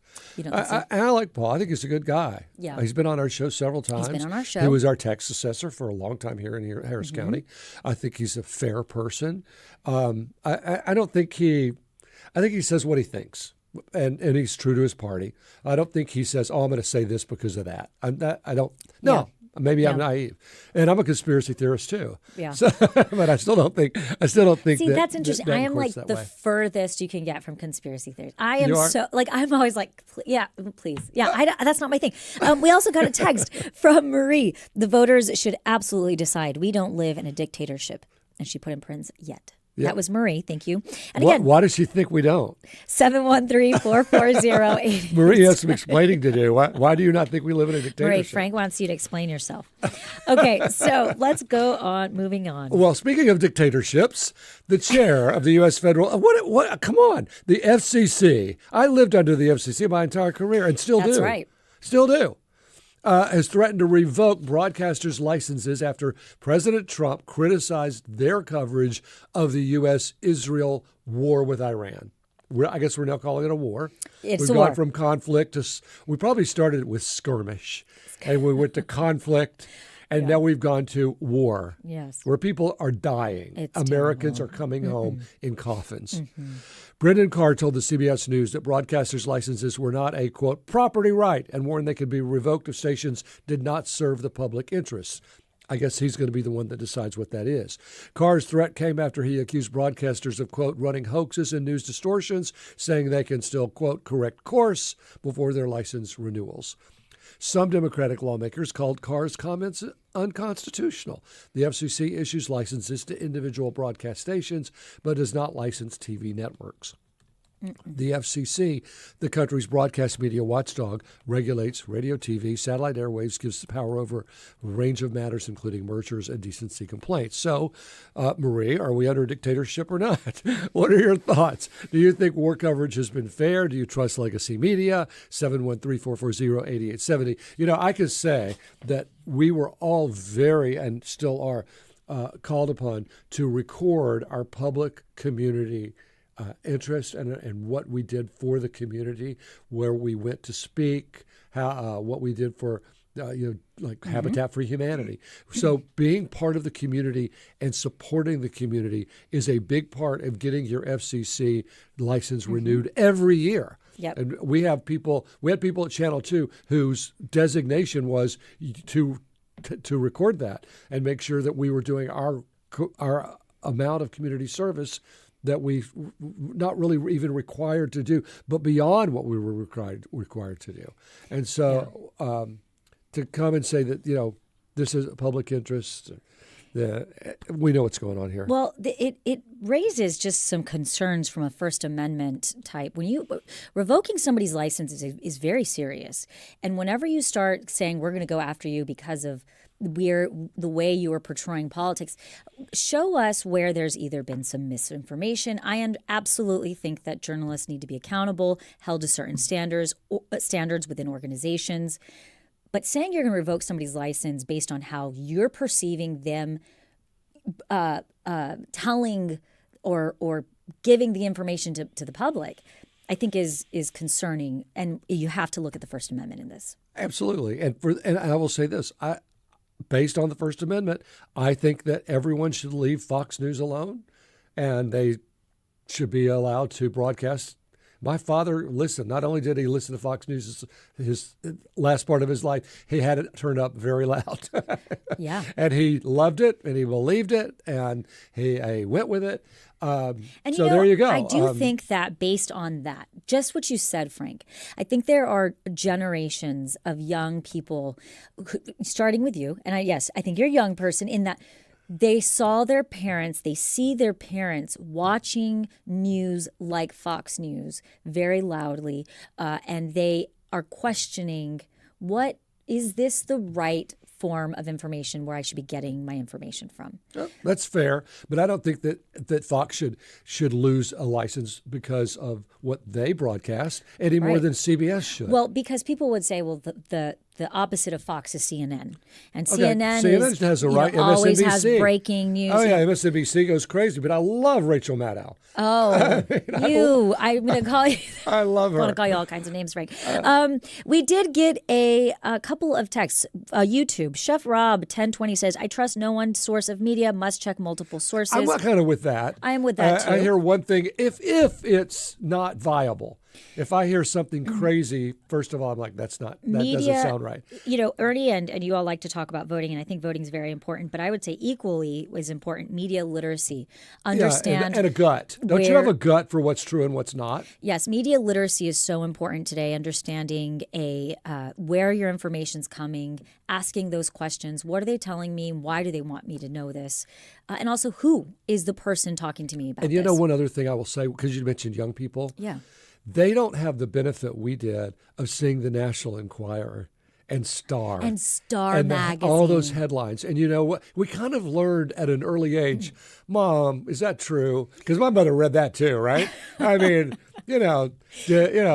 Well, I talked what's about going on here. And so, but that was a time when you look at that where magazines were where we got, our entertainment news, going to the Star and looking at that. That was a time before the internet, and the internet really opened up. We were a little bit more of a monoculture where we all saw, all right, now my obsession is Love Story by Ryan Murphy on FX. Right. And we're examining the culture of the 90s. Where we all kind of got our information at the same time, and we all saw that. Now you can go on and you can open your phone and get all of your news from no news sources and all from independent people. I think we sort of learned how to filter by seeing those National Enquirer headlines. And so when we see something now, we're like, okay, is that clickbait, or is that National Enquirer, or is that possibly real? Now we're like, is that AI? Yeah. Is that AI? Now we're asking ourselves other questions. But there's a whole Did the Hoover Dam really break and all the water's headed to Las Vegas? But I think there's a whole generation, Frank, where they don't know. Right. No, they don't have the filter. They don't have the filter. Because they just didn't grow up with it. We just happen to grow up with it. They didn't have to find a payphone and have 25 cents in their pocket to make a call. Now they can just make a call. I remember when it was a dime, sweetheart. Clearly, I'm a younger generation. I'm talking about a payphone. We did receive a text. We are definitely slipping there. It makes me sad, and I cannot believe that these people are not being held to account. They're absolutely threatening our free speech. And that's the crazy thing. You have to give them free speech, and yet they threaten free speech, But I think they're talking about Carr and the FCC. And the FCC. And this has always been a problem with the FCC. They've usually been close to fair. I won't say they've always been fair. But when I was growing up in television, which was the 80s and 90s, you could only own 7 television stations. I mean, that's all. Now you could own all of them. I mean, now you look at Nexstar, Scripps, Gray, Gray. All of them. All of them are going crazy. Sinclair is one of the big ones. Yeah, no, it is. Okay, and again, you're listening to Hello Houston on News 88.7. Let's wrap this. Coming up, we're going to talk about the University of Houston's dementia research programs. This is News 88.7. Stay with us.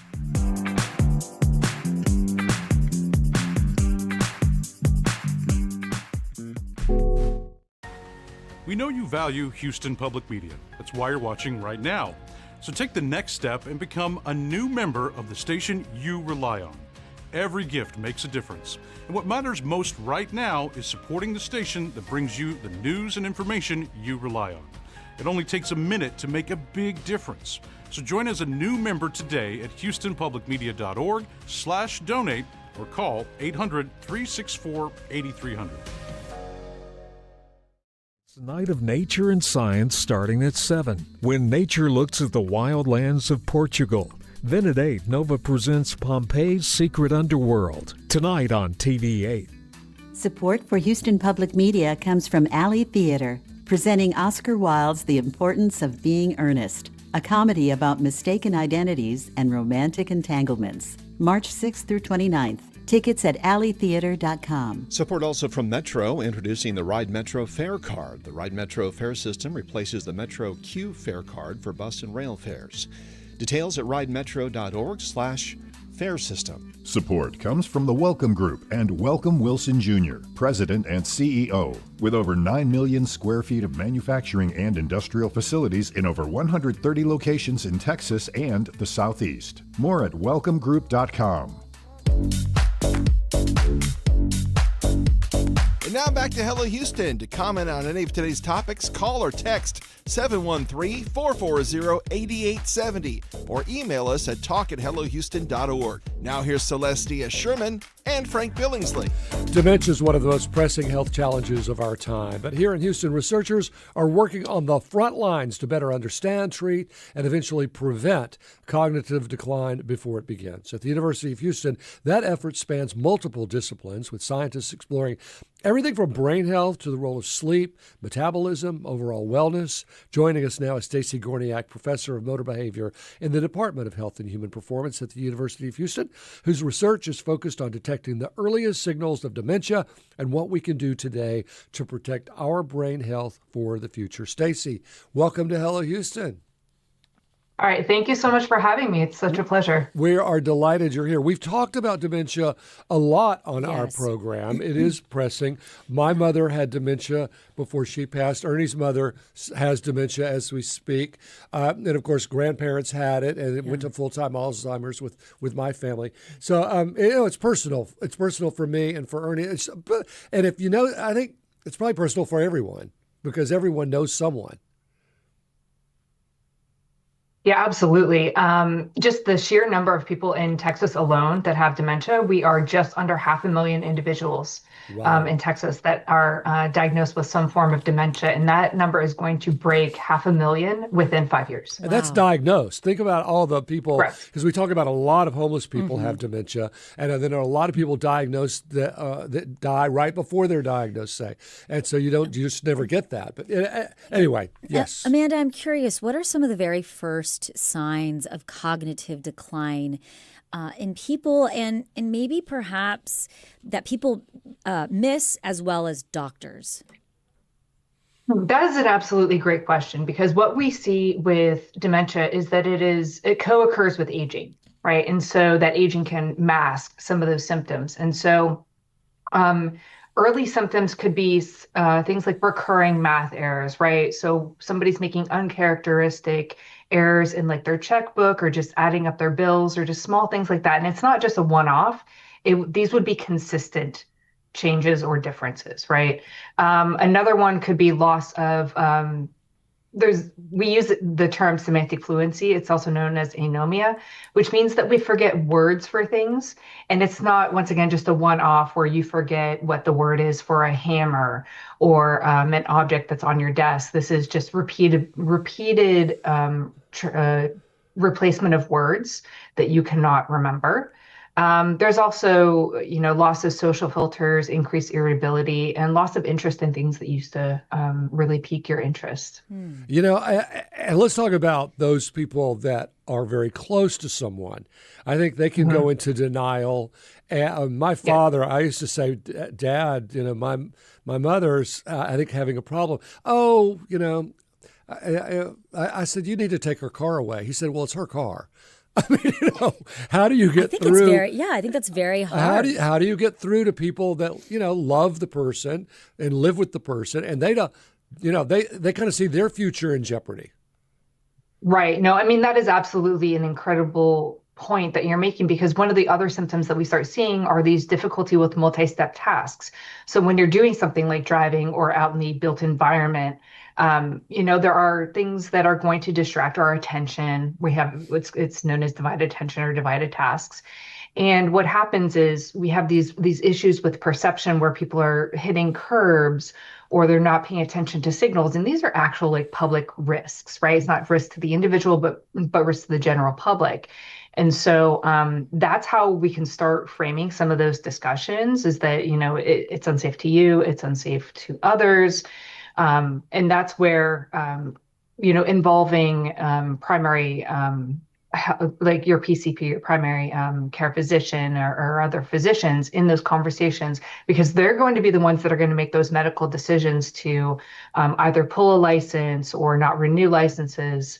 And so I would encourage individuals to start really engaging with the healthcare team to determine whether or not we're really getting to that decision point. Okay, let's go back to preventative, because I know that a lot of your research, Stephanie, is toward stopping this before it really ever gets going. They told my mother exercise like crazy. Yeah, and she did. She bought a treadmill. She put it in the den, and she got on it every day.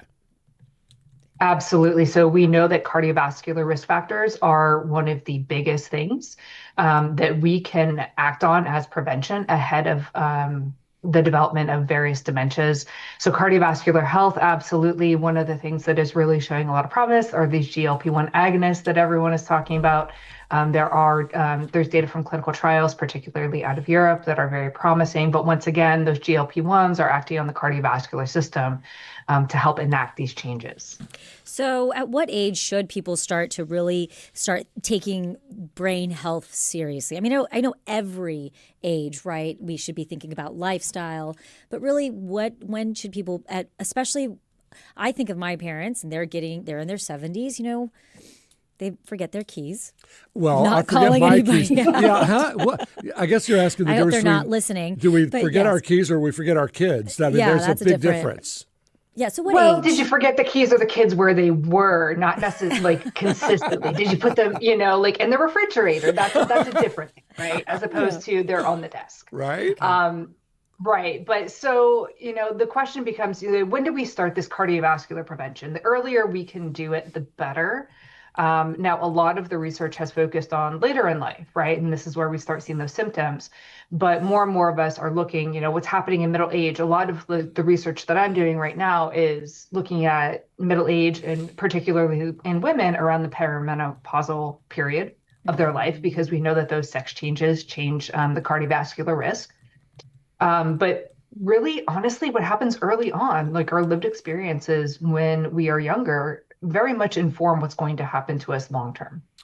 So earlier is better. Stacey, and I apologize, I called you Stephanie. Stacey Gorniak here, U of H. If you'd like to ask Stacey any questions, just give us a call, 713-440-8870. But let me ask you about music, because I read the article that was put out by you all that you're doing a lot of studies. And I will say, my mother, who had a great voice, she sang until the week she passed. And she would sing the same songs over and over. But she loved music and all the way to the day she died. So what correlations are you making with dementia and music? So that is a really good question. We know that those long-term memories are very much preserved and we hold on to those skills. So it's basically, I'm assuming that she's just remembering, all the musical training she had. It had to be you. Yeah. Yeah.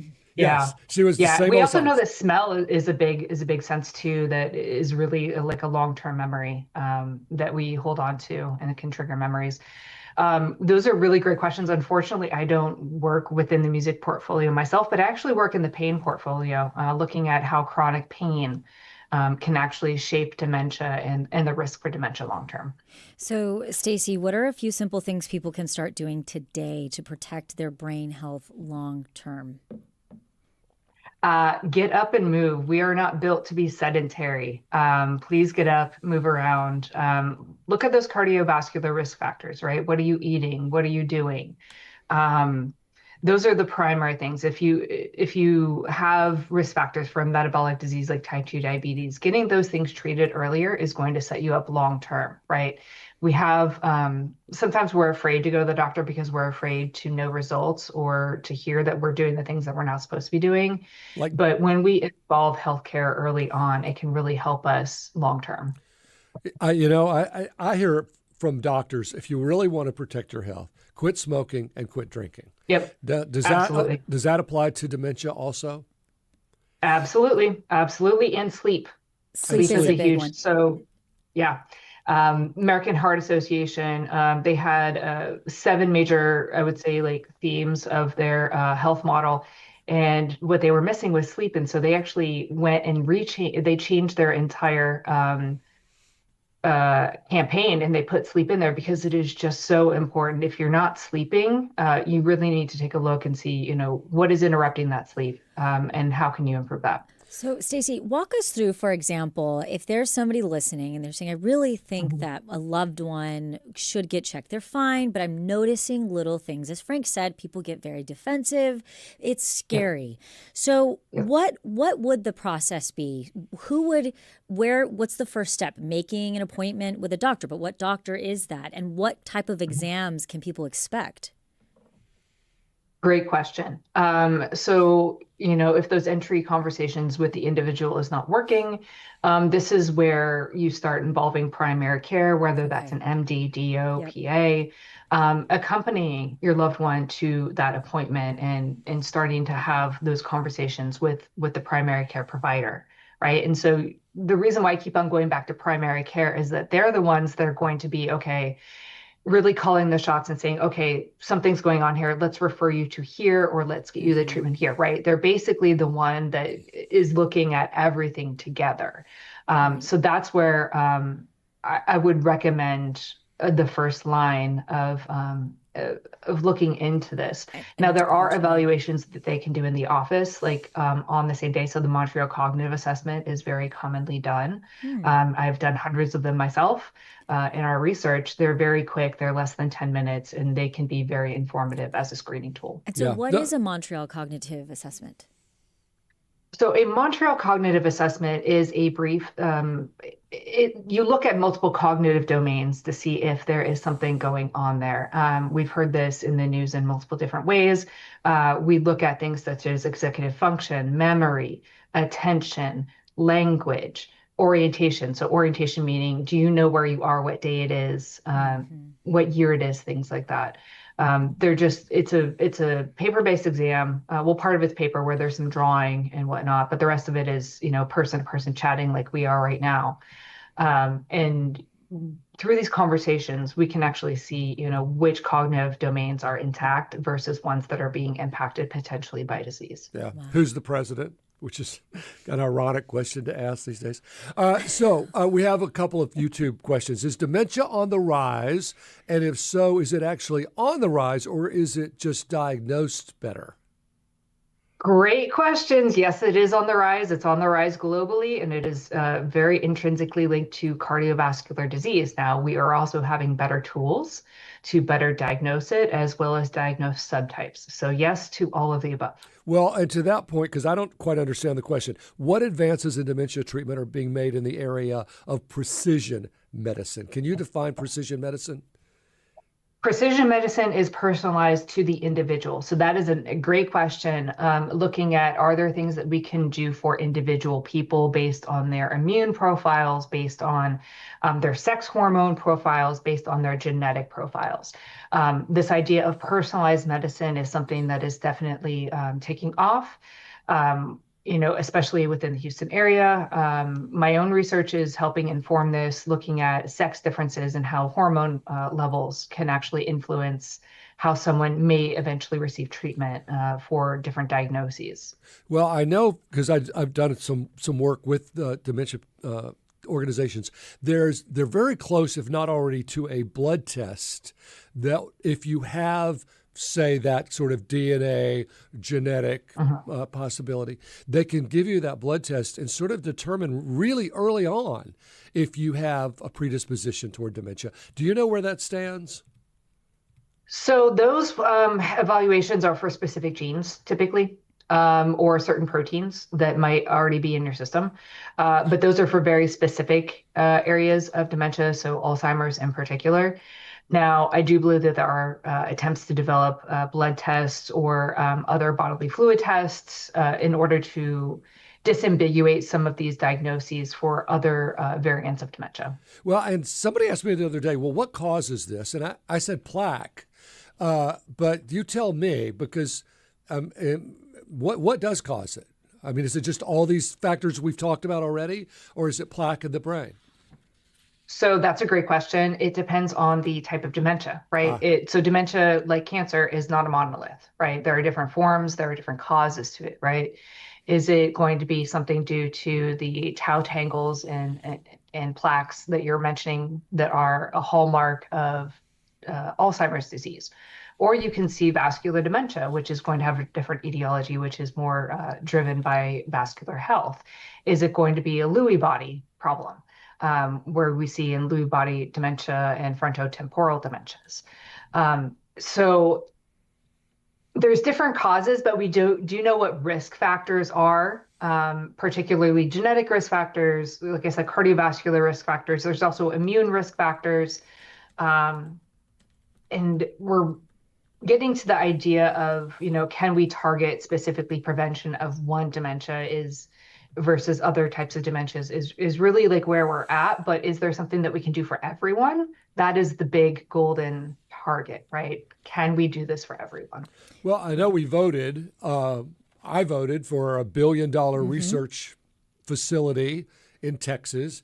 Are you, University of Houston, going to get involved in that? It's a $3 billion endowment modeled off of CPRIT. Yeah. Yeah, absolutely. We all the major institutions are already talking about this. We're planning. We're trying to figure out, okay, what are the strengths that we as individual institutions as well as individual investigators can bring to this, right? Because it is Texas only. Individuals outside the state of Texas do not have access to it. So, what are the resources that we have that can really help us solve this problem here in Texas? Do you think we will? How long? I'm optimistic. I am too. I do not know. It's going to take a while, but testing, prevention, and then. But what gives you hope, Stacey? What gives me hope? Just the development of new tools, new approaches to attack these questions from ways that we have never been able to do them before, right? And so this includes, some of the assays that we can. So there's been new tools developed that we can look at a lot of proteins within a very small sample of various tissue that we've never had access to. There are AI machine learning approaches that we can actually use extremely powerful devices, and send queries to it on these large data sets that we've never had the computing resources to do before. And part of that was that we didn't have the tech. But the money also matters, right? To do some of these projects, or the vast majority of these projects, you need to have money to support being able to do them. And when you don't put money at a problem, it's really, really hard to solve it. Got to research. Stacey Gorniak is a professor of motor behavior in the Department of Health and Human Performance at the University of Houston. Stacey, thank you for joining us today. Thank you so much for having me. It was such a pleasure. Thanks so much. Coming up, United Way of Houston's integrated client journey. Stay with us as Hello Houston continues.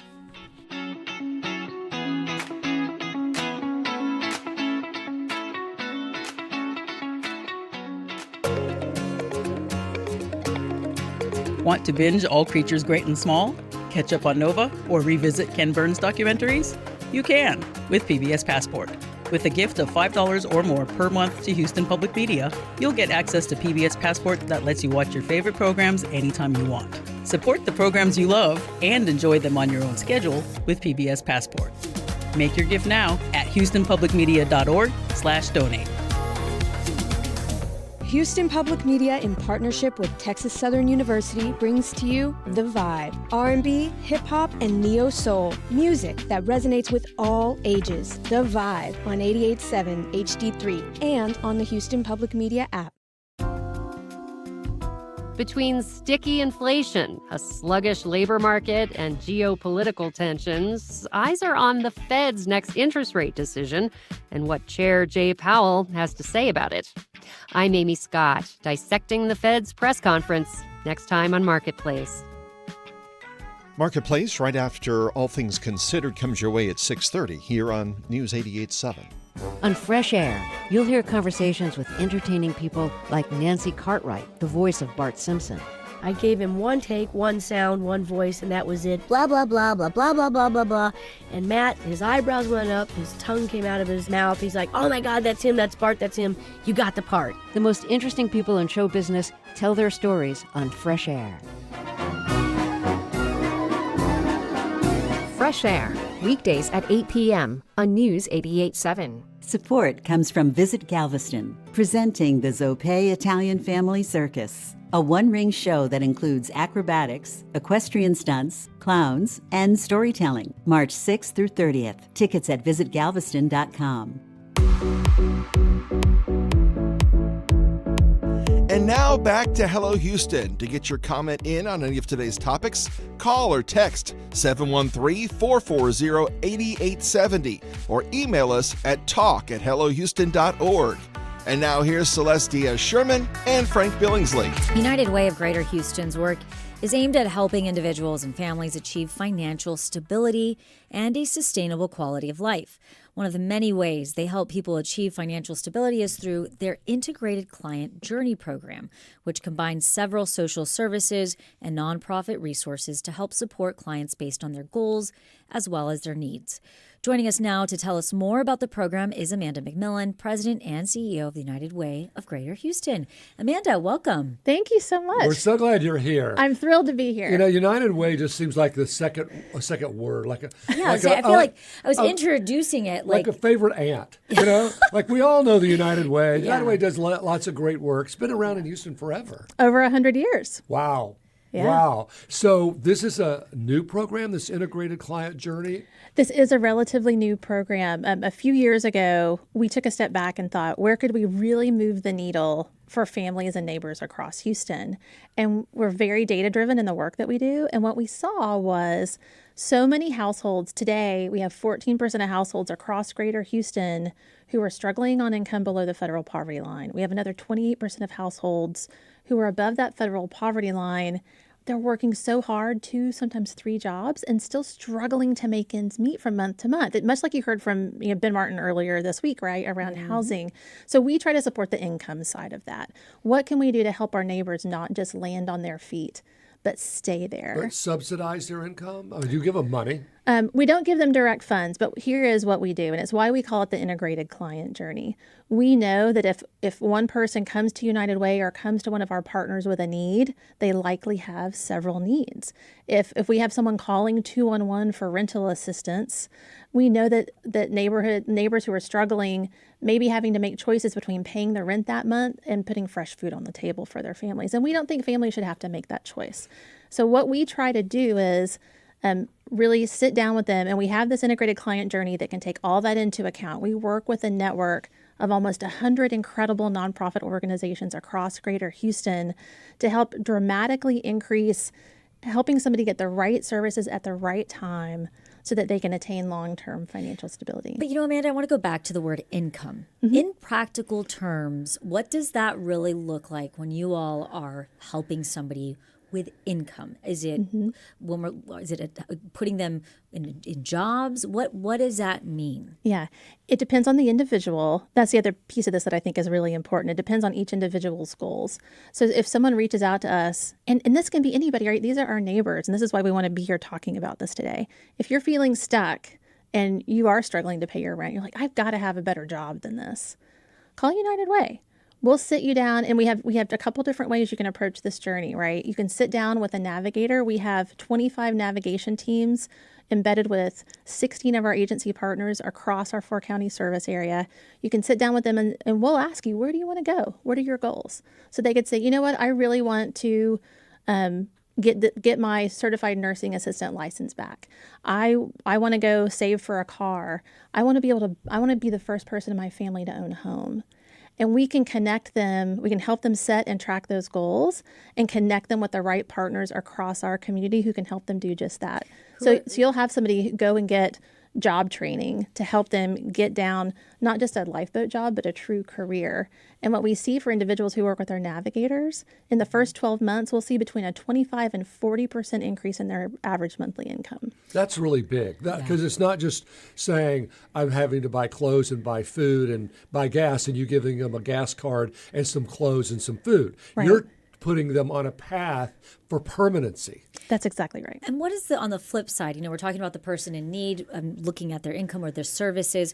On the flip side, what do your partners look like? And how are you ensuring that your partners are also making sure that they're a part of this? Yes. So what's great about this network now in the integrated client journey is we have what we call a closed loop referral system. So we've built out a system where we can see if we've referred you to our friends over at Memorial Assistance Ministries for job training and financial coaching, we can see if they picked up that referral. We can see if the individual went and took advantage of those services, and we can see if that's actually helping them progress on their goals. Yeah. So all of our partners, and we're all encouraging our partners to collaborate together and play to their strengths, because we've got so many organizations doing so much great work across our region. Okay, great idea. Is it working? Do you have some success stories you can share? We do have some great success stories, and we actually have someone named Melanie who was still in college, but just felt stuck, and she was becoming unsure about the path she wanted to go down.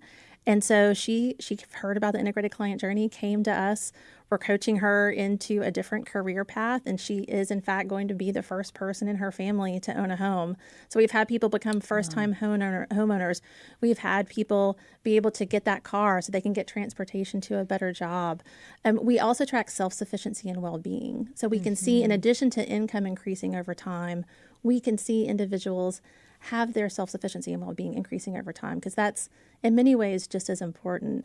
And what we've launched just this last fall is a self-service version of this tool. If you're already working long hours, you're probably not going to have time to go sit down with a navigator in the middle of the day. Or an evening shift or a midnight shift. Exactly. So now you can go to smallwinsbigmoves.org, and you can set up your own profile and get the same access to this incredible network. We can kind of, through this app, coach you through some goal setting.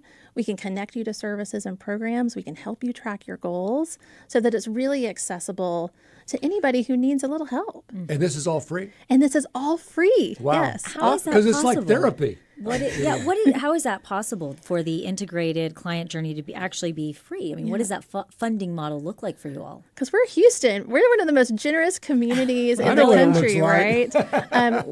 We have this incredible community of fellow neighbors and donors and corporations and foundations who all come together with their time and their talent and their treasure, who want to help their fellow neighbors and all help make this possible. It's really United amazing. Way has a great reputation of doing good work and being there for people. So you want to explore other things you're doing these days? Yeah, so we also operate the 211 Texas United Way helpline. It is the largest social services helpline really in the country. So we helped connect over 1.2 million people to critical services and programs last year.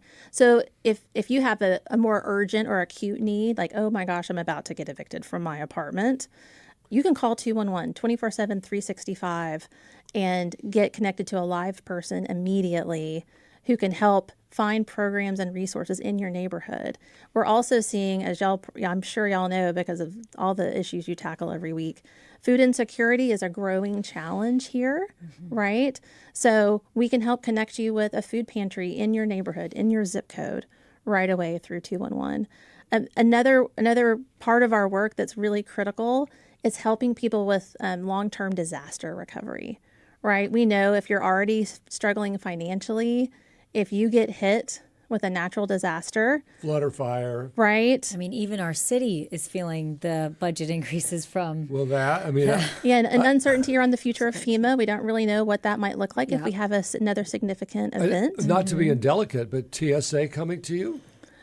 We work really closely with partners across the community. So we partner when we have challenges like TSA or last fall with the furloughs. We'll stand alongside partners like the Houston Food Bank. So we'll support helping to set up their food distributions and things like that as well. Amanda, what do you think are the misconceptions? And this is one of my favorite questions to ask people, because I think we think of this broadly. We hear income or, people in need and things. But what are some of those misconceptions around the person that is going and calling you all? That's such a great question. These are our neighbors, right? We talk about the concept of ALICE, which stands for Asset Limited Income Constrained Employed.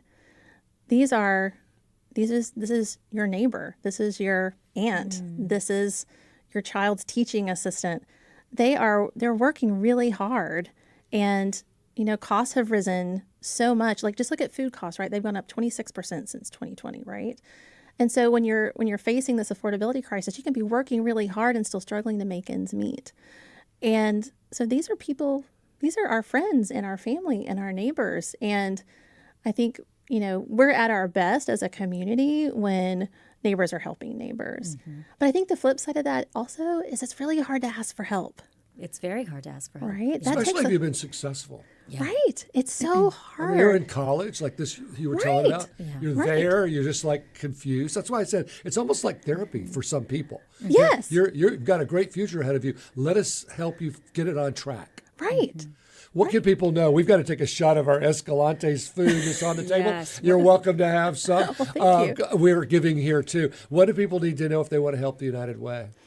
Well, we love receiving help because this work does not happen without the generosity of the greater Houston community. So they can go to unitedwayhouston.org and to reach out and support with their time, talent, or treasure. We take any and all of it. If people need help, they can call us at 211. And if people are interested and if they're like, you know what, I need help setting a budget. No one ever taught me how to do that. Or I would like a better job. Or I want to save up for a car. Go to smallwinsbigmoves.org. You can sign up for free and let us help you take that first step on your journey to financial stability. Nice. Amanda McMillian is the president and CEO of United Way of Greater Houston. Amanda, thanks so much for joining us. Thanks for having me. And a big thank you to Escalante's for helping us rodeo. We have our show tonight at 5 o'clock on TV8, a Hello Houston rodeo show. Yeah, it's exciting. I hope we're taking a shot of that beautiful food over there. I'm hungry already. Yes, Smell-o-vision. And we have run out of time. That brings us to the end of our show. We want to thank you for watching and listening and joining us today on Hello Houston. We'll be back tomorrow with more conversations. Tomorrow is Thursday, which means we are going to be ready to share our current obsessions, and we hope to hear yours. And yeah, send them in. Mexican food is Mexican food is waiting. This is News 88.7. Have a good one, Houston. Thanks for listening to Hello Houston. Join us every Monday through Friday from 11 a.m. to 1 p.m. to talk all things Houston. The Hello Houston production team includes Garrett Bowman, William Menjivar, Jen Altide, Todd Holslander, and Jim Kovacic. For the latest in local news, subscribe to the Hello Houston daily newsletter at houstonpublicmedia.org. Hello Houston is a production of Houston Public Media. The opinions expressed by the guests of this program are solely their own and do not represent the views of management, staff, or underwriters of Houston Public Media. This is News 88.7. I'm Frank Billingsley, and I'm back on TV with our new Hello Houston Rodeo special. And I'm Celeste Diaz-Sherman. You can check out Hello Houston at Rodeo Houston on TV.